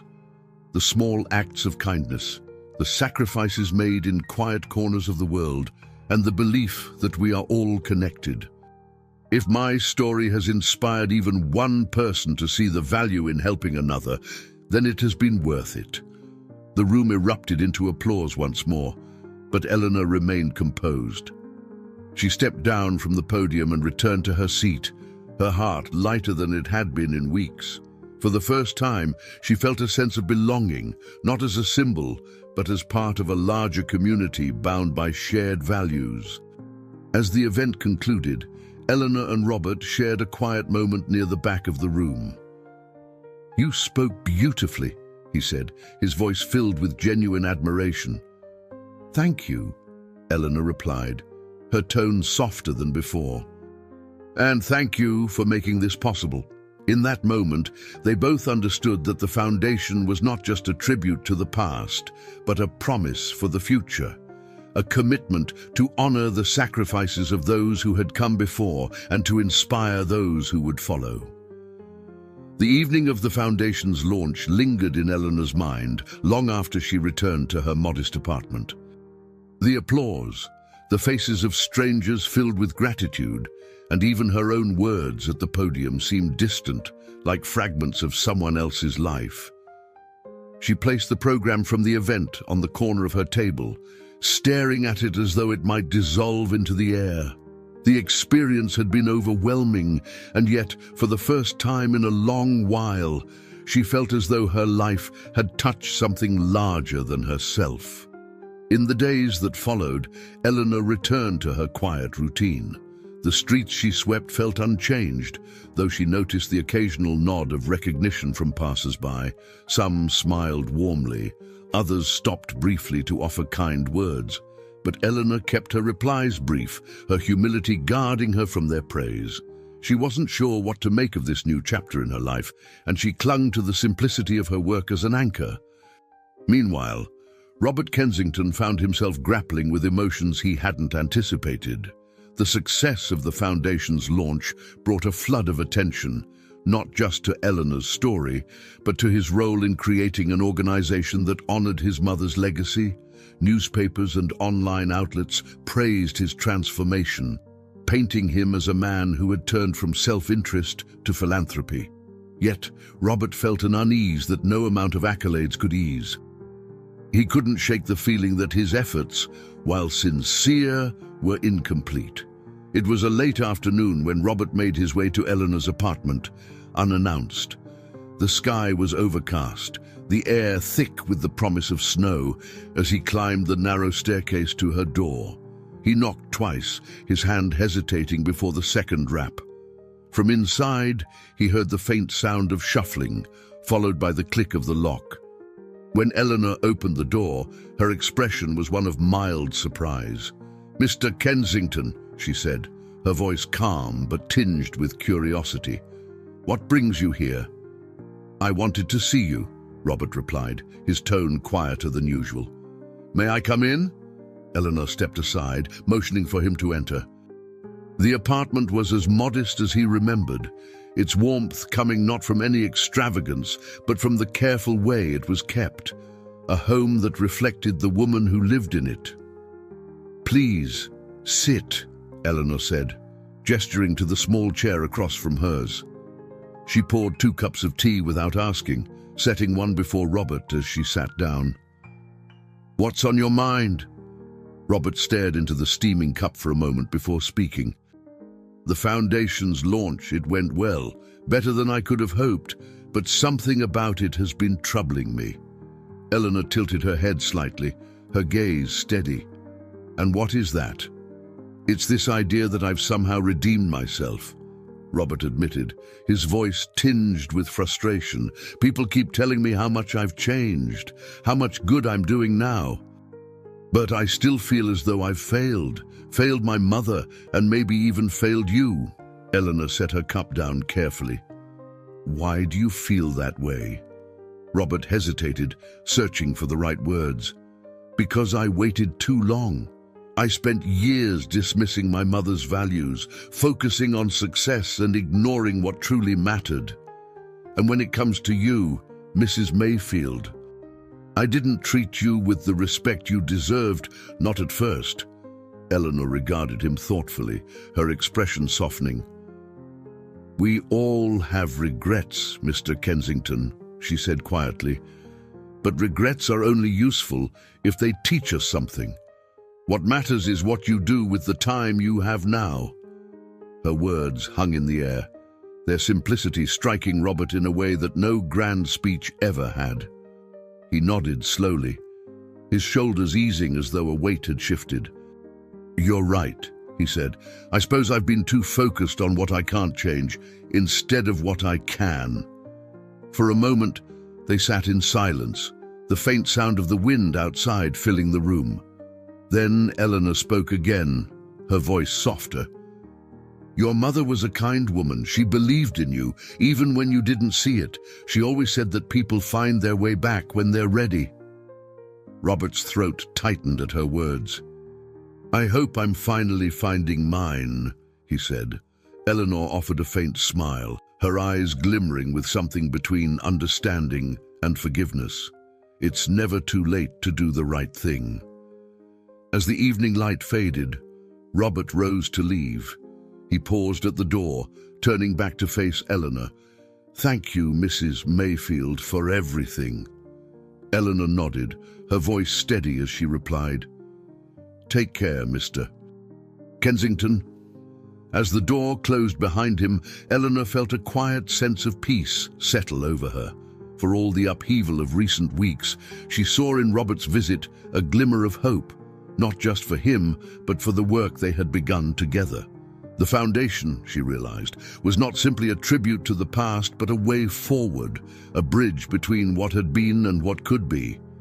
Outside, Robert stepped into the cold evening air, his breath visible in the fading light.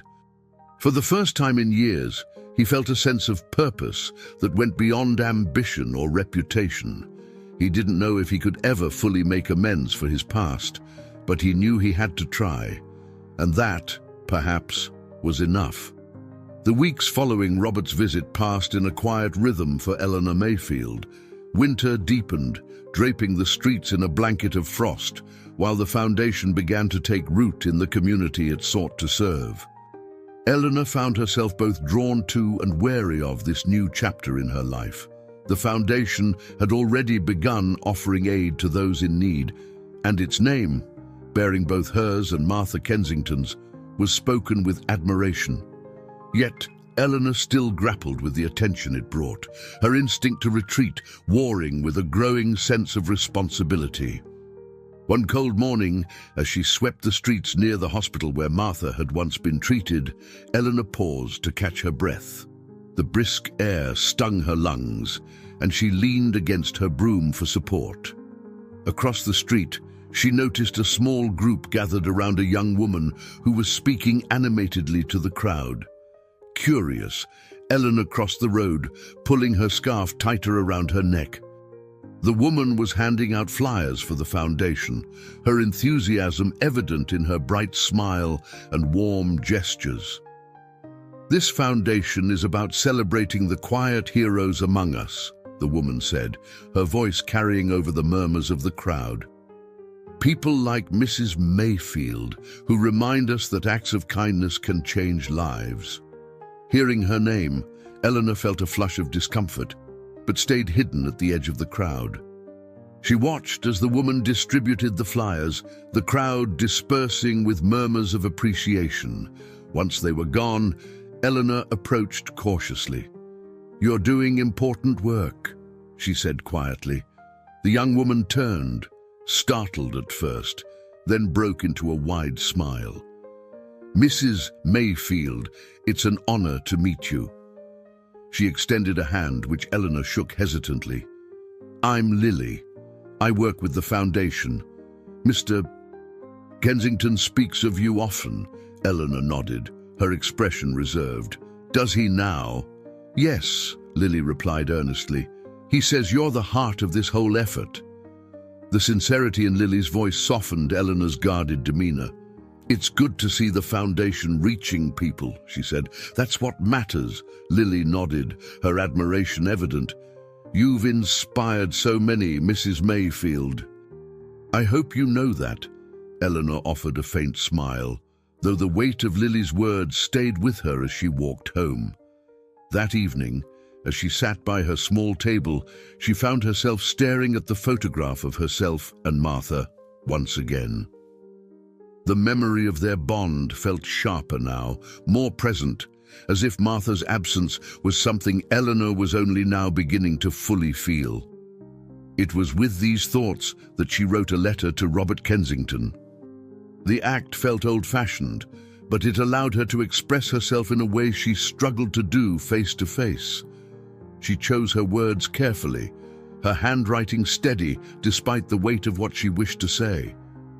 "Mr. Kensington," she began, I have been thinking a great deal about your mother, about the foundation, and about the path we are now walking together. I wonder sometimes what Martha would think of all this, of her name and mine being spoken in the same breath, of the work you've begun in her memory.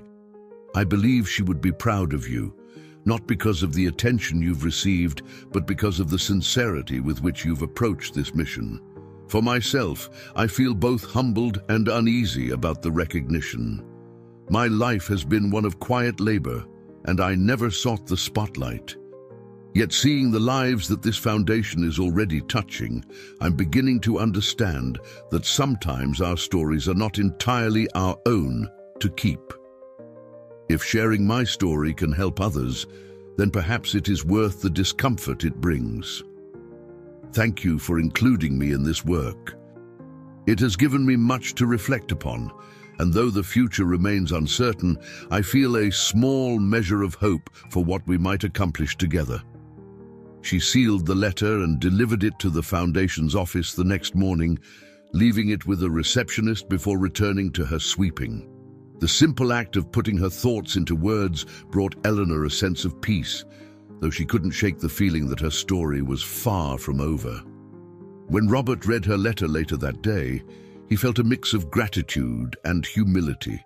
Eleanor's words carried a quiet wisdom, one that reminded him of his mother and the values she had tried to instill in him. He resolved to honor her trust by dedicating himself fully to the Foundation's mission. In the weeks that followed, Eleanor found herself more involved in the Foundation's efforts, albeit cautiously.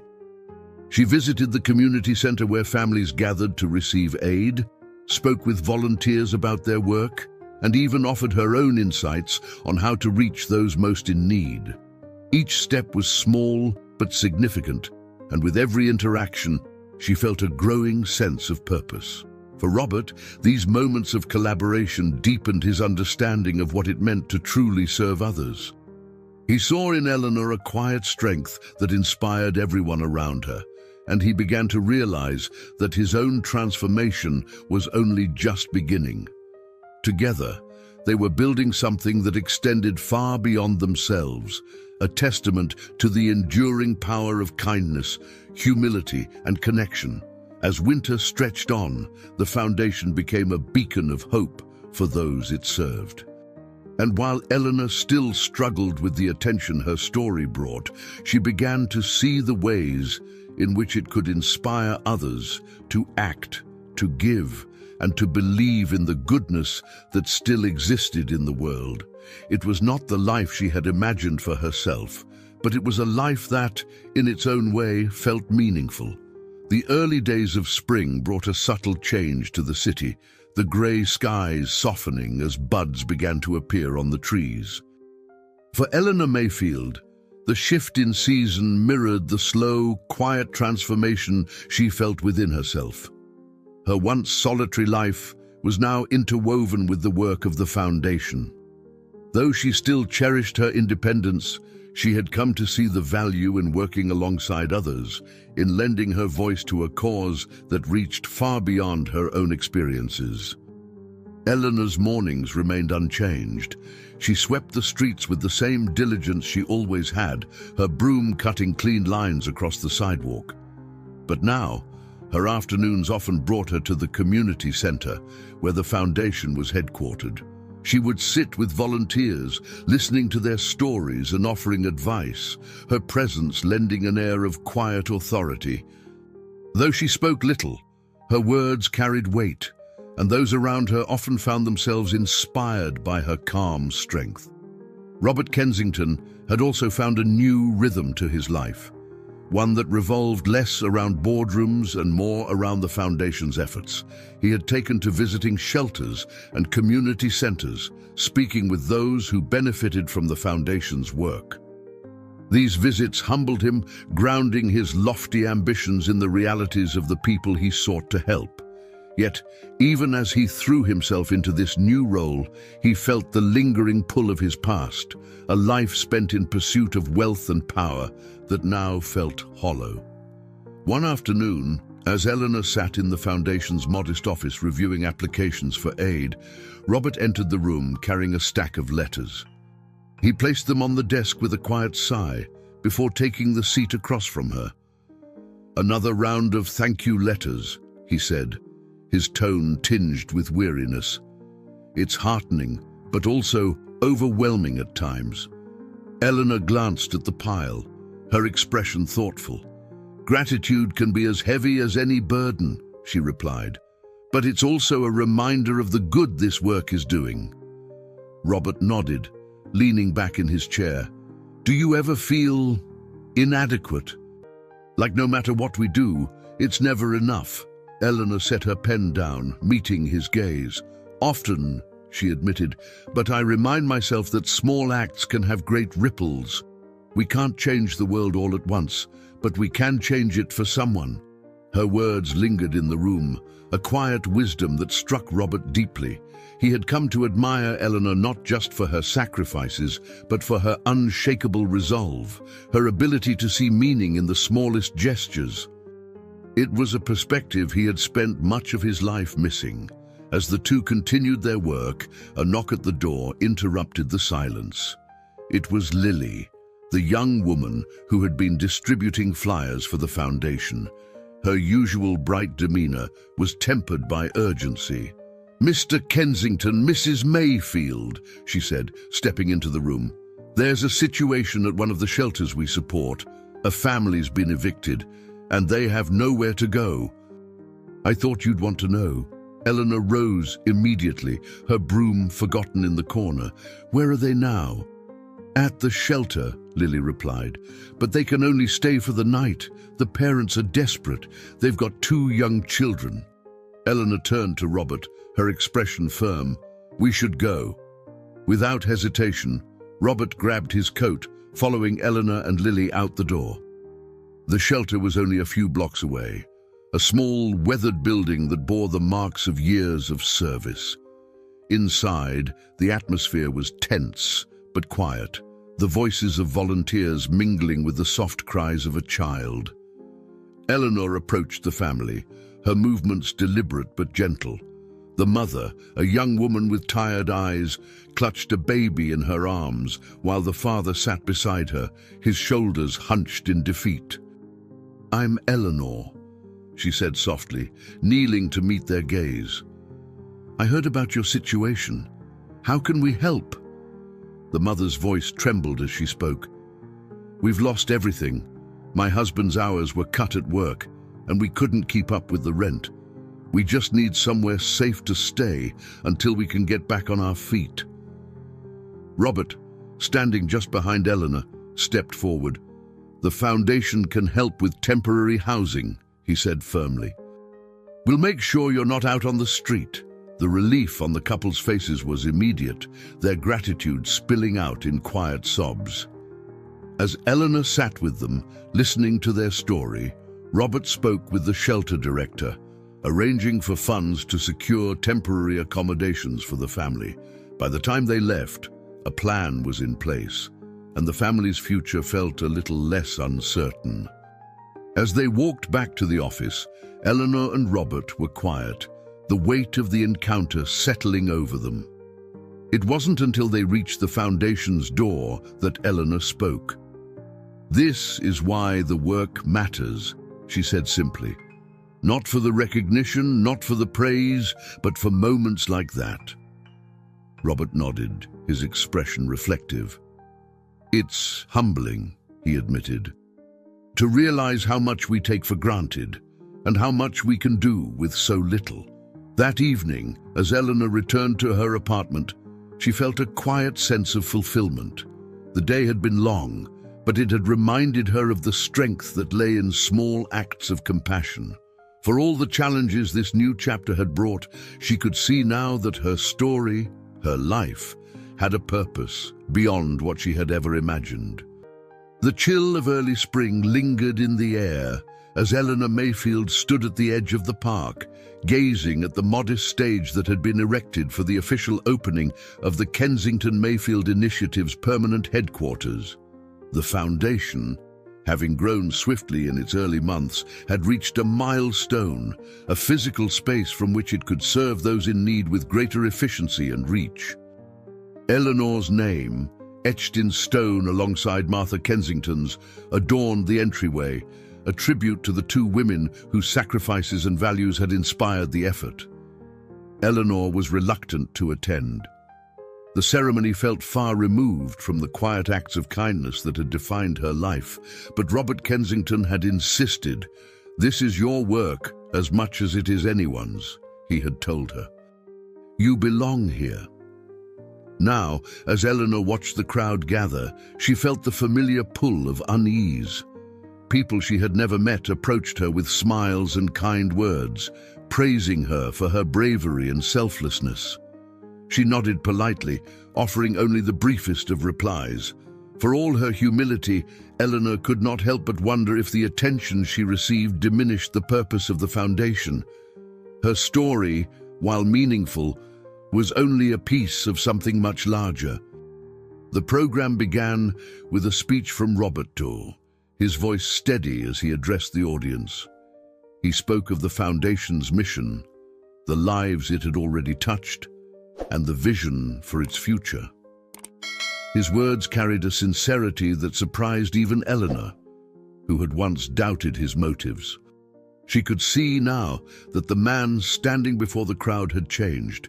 He was no longer driven by ego or ambition, but by a genuine desire to honor his mother's legacy and make amends for the years he had lost. As Robert concluded his speech, he turned to Eleanor, his gaze warm and encouraging. "Mrs. Mayfield," he said, "would you join me up here? I think the people deserve to hear from the heart of this foundation." Eleanor hesitated, her instinct to retreat clashing with a quiet sense of duty. Slowly, she rose from her seat and made her way to the stage. The crowd fell silent as she stepped to the podium, her hands gripping its edges as she steadied herself. "I'm not one for speeches," she began, her voice low but clear. "And I've spent most of my life avoiding attention. But I've come to understand that sometimes our stories aren't just our own. Sometimes they belong to others as much as they belong to us." She paused, her eyes scanning the audience. "This foundation isn't about me or even about Martha Kensington, though it bears our names.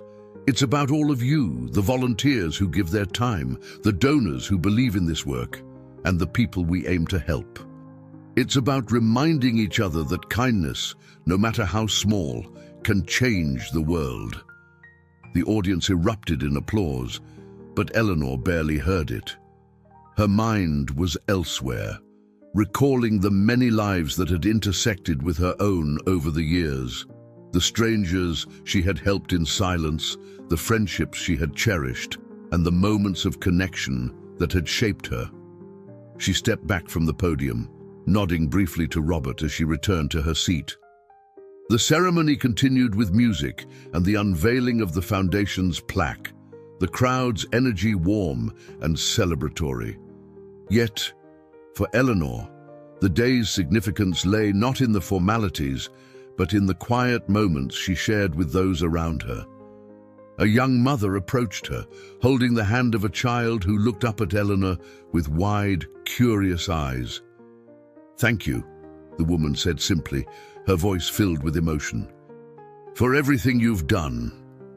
Eleanor offered a faint smile, her hand resting briefly on the child's shoulder. "We all have something to give," she said softly. "I'm just glad I could give a little." As the ceremony wound down, Eleanor found herself standing with Robert near the edge of the crowd. They watched as volunteers packed up chairs and tables, their chatter light and cheerful. "You spoke beautifully," Robert said, his tone earnest. "Thank you for sharing your heart with everyone today." Eleanor shook her head slightly. It wasn't much, but if it helps people see the value in what we're doing, then it was worth it. Robert nodded, his gaze thoughtful. "I used to think success was measured by wealth and power," he said quietly, "but I'm starting to see it differently. It's measured in moments like this, in the lives we touch. Eleanor turned to him, her expression softening. "You've come a long way, Mr. Kensington. Your mother would be proud." Her words carried a weight that struck Robert deeply. He had spent years living in the shadow of his own shortcomings, but in Eleanor's eyes he saw a glimmer of the man he hoped to become. "Thank you," he said simply, his voice steady. As the day drew to a close, Eleanor walked home through the quiet streets, her steps slow but purposeful. The foundation had become something larger than she had ever imagined, its reach extending into corners of the community that had long been overlooked. Though she still wrestled with her discomfort at being in the spotlight, she began to see her role not as a burden, but as a responsibility, a way to honor the kindnesses that had shaped her life and to ensure they lived on. The air was cool and crisp as Eleanor reached her apartment. She paused on the steps, looking back at the city as the sun dipped below the horizon. In that moment, she felt a quiet sense of peace. The work was far from over, but for the first time in years, she felt certain that it was work worth doing. Spring unfurled its green tendrils across the city, bringing with it a sense of renewal. Eleanor Mayfield sat by her window, her hands resting in her lap as she gazed out at the street below. The morning light spilled across the sidewalk, where she had spent so many years sweeping away debris. Her broom now leaned quietly in the corner, retired after decades of faithful service. For the first time in years, Eleanor allowed herself to rest, not because she lacked the will to work, but because the time had come to accept the help she had so often given to others. The Kensington Mayfield Foundation had grown steadily in its outreach. Volunteers bustled about the new headquarters, their energy infectious as they prepared for the day's efforts. Eleanor, though no longer directly involved in every detail, remained a presence of quiet authority. She often visited the center to meet with families, share stories, and lend her ear to those who needed encouragement. Her reluctance to embrace the spotlight had softened, replaced by a realization that her story could inspire others to find strength in their own struggles. Robert Kensington arrived at her apartment that morning, his knock firm but familiar. When Eleanor opened the door, she found him holding a small bouquet of flowers, their bright colors a cheerful contrast to his reserved demeanor. "Good morning, Mrs. Mayfield," he said, offering her the bouquet. "I thought these might brighten your day." Eleanor smiled, her eyes crinkling at the corners. "Thank you, Mr. Kensington. That's very thoughtful of you." She invited him in, the two settling at her modest kitchen table. Robert had grown comfortable in her presence over the months, their conversations now marked by an easy familiarity. As they sipped their tea, he shared updates about the foundation, his tone tinged with pride. "We've started a scholarship program," he said, "for students pursuing careers in social work and community service. I thought it was a fitting way to honor the values my mother held dear and the work you've inspired." Eleanor nodded, her expression thoughtful. "That's good work, Mr. Kensington. Your mother would be proud." Her words carried weight, as they always did, and Robert felt a quiet sense of accomplishment. Yet he couldn't shake the lingering feeling that he owed her more, not just for her role in saving his mother's life, but for the way she had guided him toward becoming a better man. "I've been thinking about something," Robert said, his voice steady. "About everything you've done, not just for my mother, but for so many others. I know you've never sought recognition, but I believe your story deserves to be preserved for the foundation and for the people it will help in the future." Eleanor raised an eyebrow, her expression curious. "What do you mean?" "I'd like to document your story," Robert explained, "not in a way that feels intrusive, but as a part of the Foundation's history. Something future generations can look to as a reminder of what one person's kindness can achieve." Eleanor considered his words carefully, her hands clasped in her lap. "I'll think about it," she said finally. "But only if it's done in a way that respects the people we're trying to help." "Of course," Robert replied, his relief evident. "That's all I could ask." Their conversation turned to lighter topics, and as Robert prepared to leave, Eleanor walked him to the door. The flowers he had brought now rested in a small vase on her table, their bright petals catching the morning light. "Thank you for coming, Mr. Kensington," she said, her voice warm. "It's always good to see you." "The feeling is mutual, Mrs. Mayfield," Robert replied with a smile. "Take care."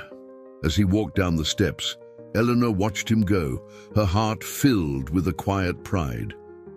She had come to see Robert not as the man he had once been, but as the person he was becoming, a man who had found purpose in service, just as she had.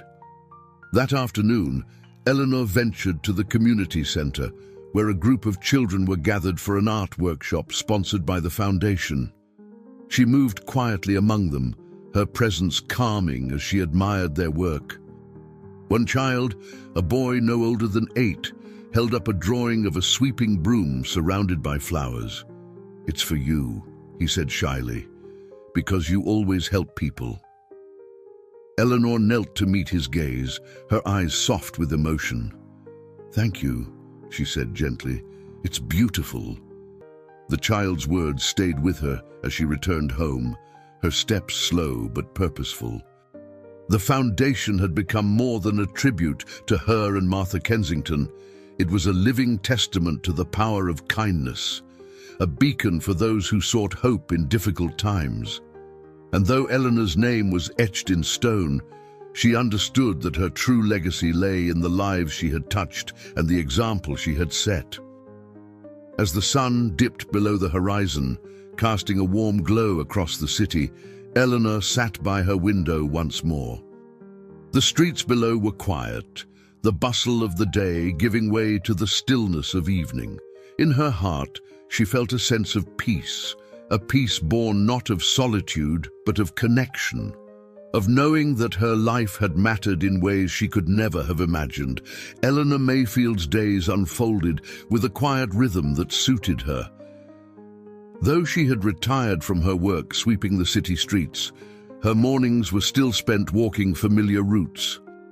She often paused to greet neighbors, some of whom she had known for years, and others who had come to recognize her through her connection to the Kensington Mayfield Foundation. These walks brought her a sense of peace, a way to stay connected to the city that had been her constant companion through decades of both joy and hardship. At the foundation, the work pressed forward, and Eleanor remained an enduring figure within its walls. She attended meetings occasionally, offering her insights sparingly, but with the quiet authority of someone who had lived the lessons others only theorized about. The staff admired her deeply, and her presence lent the foundation a sense of authenticity that no amount of polished marketing could replicate. One afternoon, Eleanor was invited to a gathering at the foundation's headquarters. The event was a modest celebration of the foundation's accomplishments, with volunteers and community members coming together to share stories and reflect on the progress they had made. Eleanor arrived early, as was her habit, and was greeted warmly by Lily, who had become one of the foundation's most dedicated coordinators. "Mrs. Mayfield," Lily said, her eyes bright with excitement, "I'm so glad you're here. We have something special planned." Eleanor raised an eyebrow, her expression skeptical. "I hope it's nothing too extravagant. You know I don't care for fuss." Lily laughed. "I promise it's nothing too fancy, but I think you'll like it." As the room filled with familiar faces, Robert Kensington took to the small stage at the front. His transformation over the past year was evident to all who knew him. He carried himself with humility, his voice steady but free of the arrogance that had once defined him. "Thank you all for being here," Robert began. "Today is about more than celebrating the Foundation's achievements. It's about the people who make this work possible. People like you, who give your time, your resources, and your compassion. And of course, people like Mrs. Mayfield, whose example continues to inspire us all. The room erupted in applause, and Eleanor felt her cheeks flush with embarrassment. She offered a small wave of acknowledgement, but remained seated, unwilling to draw more attention than necessary. Robert continued, his tone growing more reflective. As we look to the future, it's important to remember where we started and the values that brought us here. This foundation exists because of the lessons my mother taught me and the sacrifices Mrs. Mayfield made. It's a legacy built on kindness, resilience, and the belief that even small acts of generosity can change lives. At the back of the room, Eleanor watched as a slideshow of photographs appeared on the screen behind Robert. Images of the foundation's work filled the space, families receiving food and clothing, children learning in after-school programs, volunteers working tirelessly to improve the lives of others. Mixed among these were pictures of Martha Kensington, her warm smile a constant reminder of the woman who had inspired it all. Then, to Eleanor's surprise, a photograph of herself appeared on the screen. It was an older picture, taken by a local journalist during one of her shifts as a street sweeper. In the image, Eleanor stood with her broom in hand, her face worn but determined, framed by the bustle of the city around her. The room grew quiet, the weight of the moment settling over the crowd. Eleanor felt a lump rise in her throat as she looked at the image. She hadn't seen herself that way in years. Her work had always felt ordinary, something done without expectation of recognition. To see it presented as a symbol of strength and dignity was almost overwhelming. When the presentation ended, Robert stepped down from the stage and approached Eleanor, his expression sincere. "Thank you," he said simply, "for everything." Eleanor nodded, her voice steady despite the emotion in her eyes. "It's not just me, Mr. Kensington. It's all of us." After the event, Eleanor stayed behind to speak with a few volunteers. One young woman approached her, shy but eager. "Mrs. Mayfield," she said, "I just wanted to say how much you've inspired me. My grandmother used to tell me stories about women like you, strong, selfless, always putting others first. I hope I can live up to that example." Eleanor placed a gentle hand on the young woman's shoulder. "The fact that you're here, doing this work, tells me you already are." As the evening drew to a close, Eleanor walked home under a sky painted with the deep hues of twilight. The streets were quiet, the air cool but not cold, and she felt a sense of calm settle over her. The foundation, the people it served, and the community it had built were all testaments to what could be achieved when people came together with a shared purpose. In her apartment, Eleanor sat by her window, the city lights twinkling in the distance. She thought of Martha, of the bond they had shared, and of the unlikely friendship that had brought so much good into the world.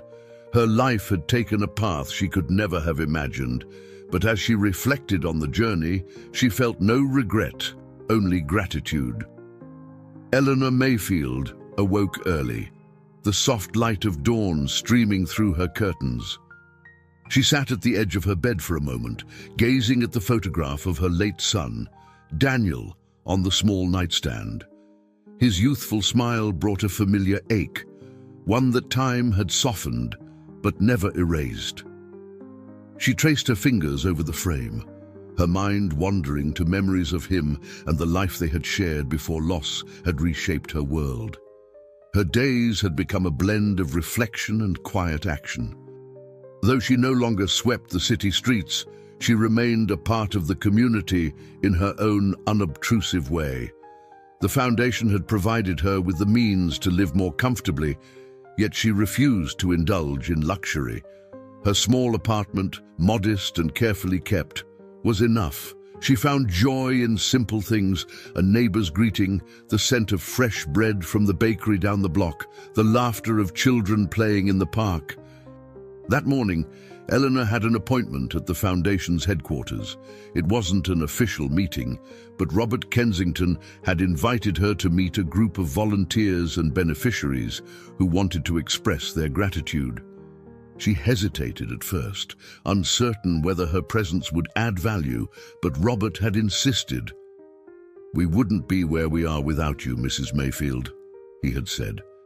"You remind people of what this work is all about." As she walked the familiar streets toward the foundation, the brisk air carried the scent of blooming flowers and faintly damp earth.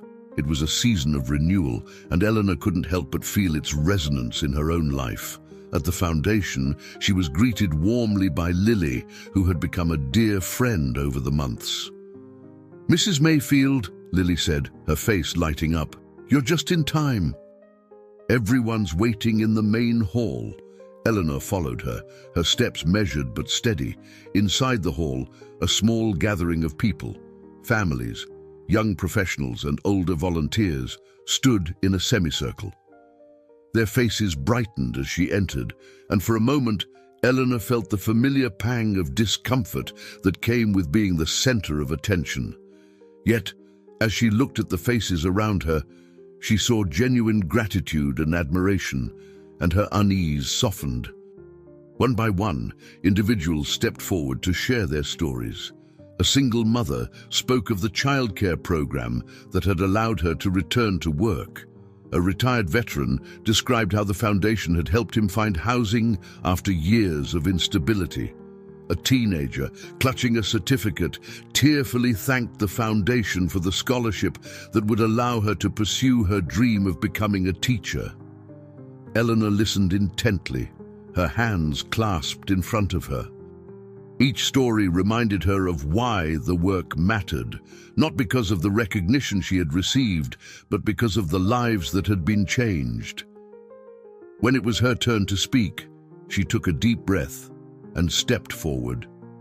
"I'm not one for speeches," she began, her voice steady but humble. "But hearing your stories today has reminded me of something my mother used to say. Kindness is like a seed.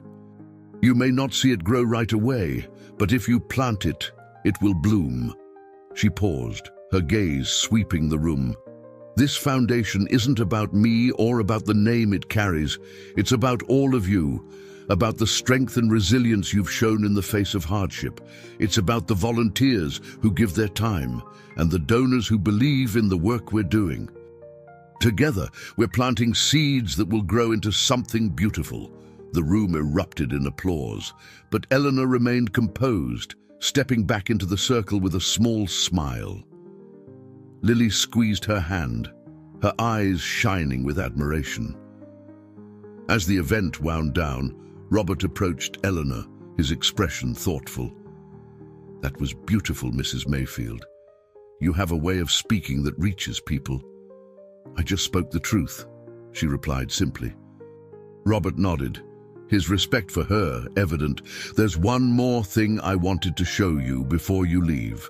He led her to a quiet corner of the building where a plaque had been installed. It bore the foundation's name, along with a simple inscription, "In honor of Martha Kensington and Eleanor Mayfield, whose lives remind us that even the smallest acts of kindness can transform the world." Eleanor stared at the words, her chest tightening. She reached out to touch the smooth metal, her fingers tracing the letters. For a moment, she felt the weight of all that had led to this moment, the losses she had endured, the sacrifices she had made, and the unexpected turns her life had taken. "It's a fine thing you've done here," she said softly. "Your mother would be proud."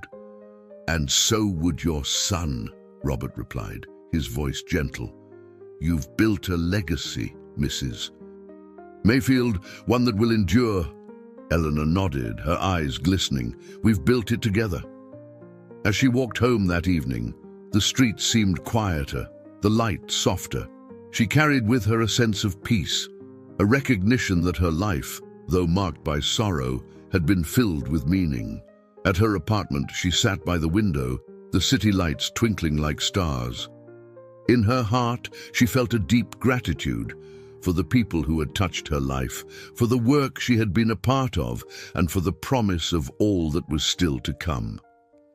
Eleanor Mayfield's days continued in the steady rhythm she had grown accustomed to, but there was a subtle change in the air around her, a quiet warmth that came from the connections she had forged through the Foundation's work. Her name had become synonymous with compassion, yet she still saw herself as simply a woman who had done what she could with the life she had been given. One crisp morning, as Eleanor prepared her modest breakfast, a soft knock sounded at her door.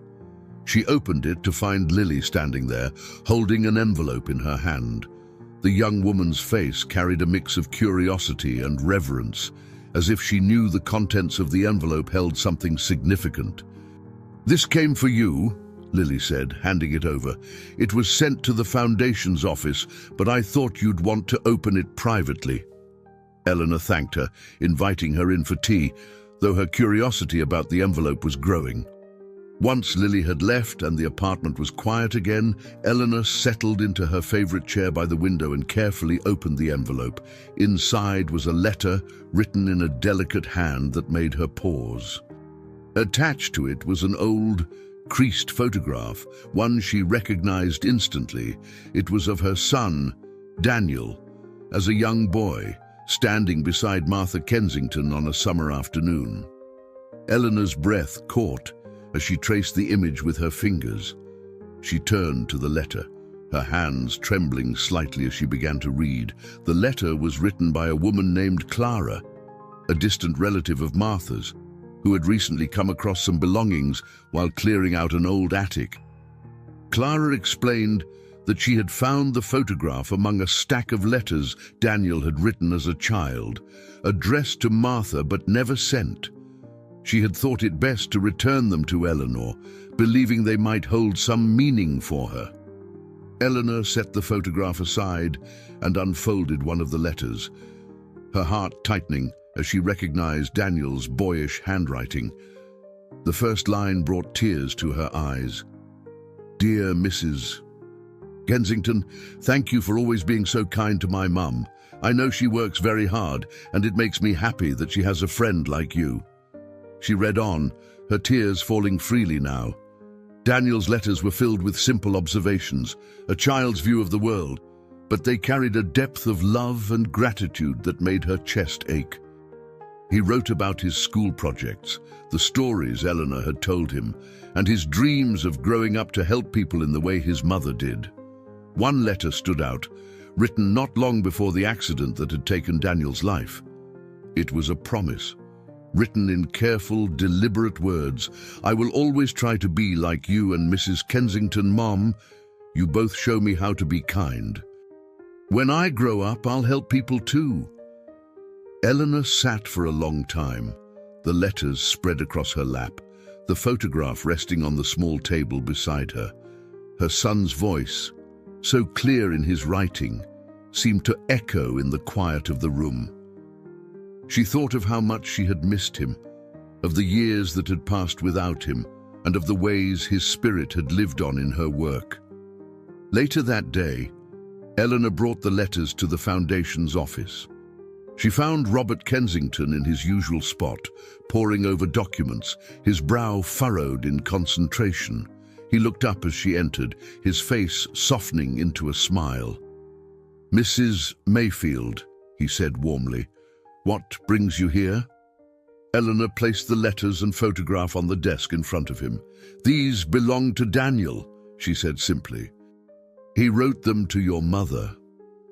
Robert's expression shifted as he picked up the photograph, his eyes lingering on the image of Martha and Daniel. "I had no idea they were so close," he said softly. "She was a constant presence in our lives," Eleanor replied, "more than I realized at the time. These letters reminded me of how much she meant to Daniel and to me."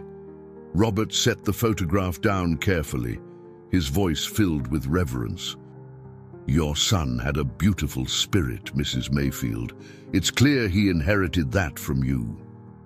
Eleanor nodded, her voice steady despite the emotion in her eyes. He saw the best in people, even when life wasn't easy. It's why I've tried to carry on his kindness in whatever way I could. They sat in quiet reflection for a moment before Robert spoke again. We should preserve these letters as part of the Foundation's history, if you're comfortable with that. They tell a story, not just of your son, but of the values this foundation is built on. Eleanor considered his words, her gaze distant. I think Daniel would like that, she said finally. He wanted his life to matter, even in small ways. As she left the office that day, Eleanor felt a deep sense of peace. Her son's words, preserved in those letters, had reminded her of the threads that connected her past to her present, the people she had loved, the values they had shared, and the legacy they had built together. The foundation, she realized, was not just her story or Martha's, it was Daniel's as well. It was a testament to all the ways kindness could endure, weaving itself into the lives of those who needed it most. Eleanor Mayfield stood before the modest headstone in the cemetery's quiet corner, her coat wrapped tightly around her against the crisp winter air.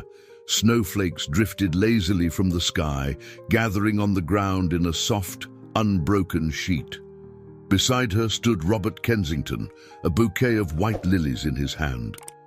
They were silent for a long moment, the weight of memory filling the stillness between them. The grave before them bore the name Martha Kensington and the dates that marked her long life. Beneath it was the simple inscription, "Her kindness lives on in every life she touched." It was a truth Eleanor felt keenly. Martha's influence had reached beyond her own family, binding together lives in ways that no one could have foreseen. Robert knelt and placed the lilies at the base of the headstone. "Thank you, Mother," he said softly, his voice steady but full of emotion, "for everything." Eleanor watched him, her hands clasped before her. "She was proud of you," she said after a moment, "even when you didn't see it yourself. She knew you'd find your way." Robert stood, brushing the snow from his knees. "It took me longer than it should have," he admitted, "but she never gave up on me. And neither did you, in your own way." Eleanor shook her head, her expression thoughtful. "It wasn't about giving up or holding on, Mr. Kensington. It was about seeing what was always there, waiting for the right time to grow." They lingered a while longer, the snow continuing to fall, blanketing the world in a hushed stillness. Finally, Eleanor spoke again, her voice softer. "There's someone else I'd like to visit while we're here." Robert nodded, understanding at once. Together, they made their way to another grave, one tucked further into the cemetery's quiet embrace. This one bore the name Daniel Mayfield and a simple inscription, "Forever in our hearts." Eleanor's breath caught as she gazed at the headstone, her gloved fingers brushing the edge of its cold surface. She knelt, her movements slow but deliberate, and placed a small, folded letter at the base of the grave. "I brought something for you, Daniel," she said softly, "words I wish I'd said when you were here." Robert stood a respectful distance away, his gaze lowered. The moment felt sacred, a convergence of past and present, love and loss. Eleanor remained kneeling for a long time, her head bowed as she whispered words meant only for her son. When she finally stood, her eyes glistened, though her expression was calm. She turned to Robert, her voice steady. "He would have liked you," she said. "You remind me of him in some ways, determined, kind-hearted, though he was always quicker to see the good in people." Robert smiled faintly, humbled by her words. "That's a high compliment," he said. "I'll do my best to live up to it." They walked back through the snow-dusted paths, their steps slow and unhurried. The weight of the visit, though heavy, brought with it a sense of closure. For Eleanor, the past and present had finally converged, allowing her to embrace what had been while still looking forward. For Robert, it was a moment of reckoning and gratitude, a reminder of the lives that had shaped his own and the responsibility he now carried. As they reached the cemetery gates, Eleanor paused and turned to Robert. "This work we've started, it's not just about remembering the past," she said. "It's about making sure the kindness we've known carries forward. It's about planting seeds that will grow long after we're gone." Robert nodded, his expression resolute. "I'll see to it, Mrs. Mayfield. I promise you that." She smiled faintly, her face lined with both weariness and hope. "I believe you will." Later that evening, Eleanor sat in her small apartment, the photograph of Martha and Daniel resting on the table before her. The letters Daniel had written, now carefully preserved, sat in a small box beside it. She thought of the foundation, the lives it had touched, and the legacy it continued to build. It was a legacy that belonged not to her alone, but to all those who had been part of the journey. The snow outside her window fell steadily, muffling the sounds of the city. Eleanor felt a deep sense of peace, knowing that the work she had begun would carry on, shaped by the hands of others who shared her belief in the power of kindness. She reached for a pen and a sheet of paper, her thoughts turning to those she had lost and those who remained. In the quiet of the evening, she began to write, not for recognition or posterity, but as a way of honoring the threads that connected her life to so many others. Each word was a testament to the enduring power of love, resilience, and the simple yet profound act of helping one another. I hope you enjoyed today's story. Subscribe to the channel so you don't miss more stories like this. Leave a like and comment below what you thought of the story. See you in the next video.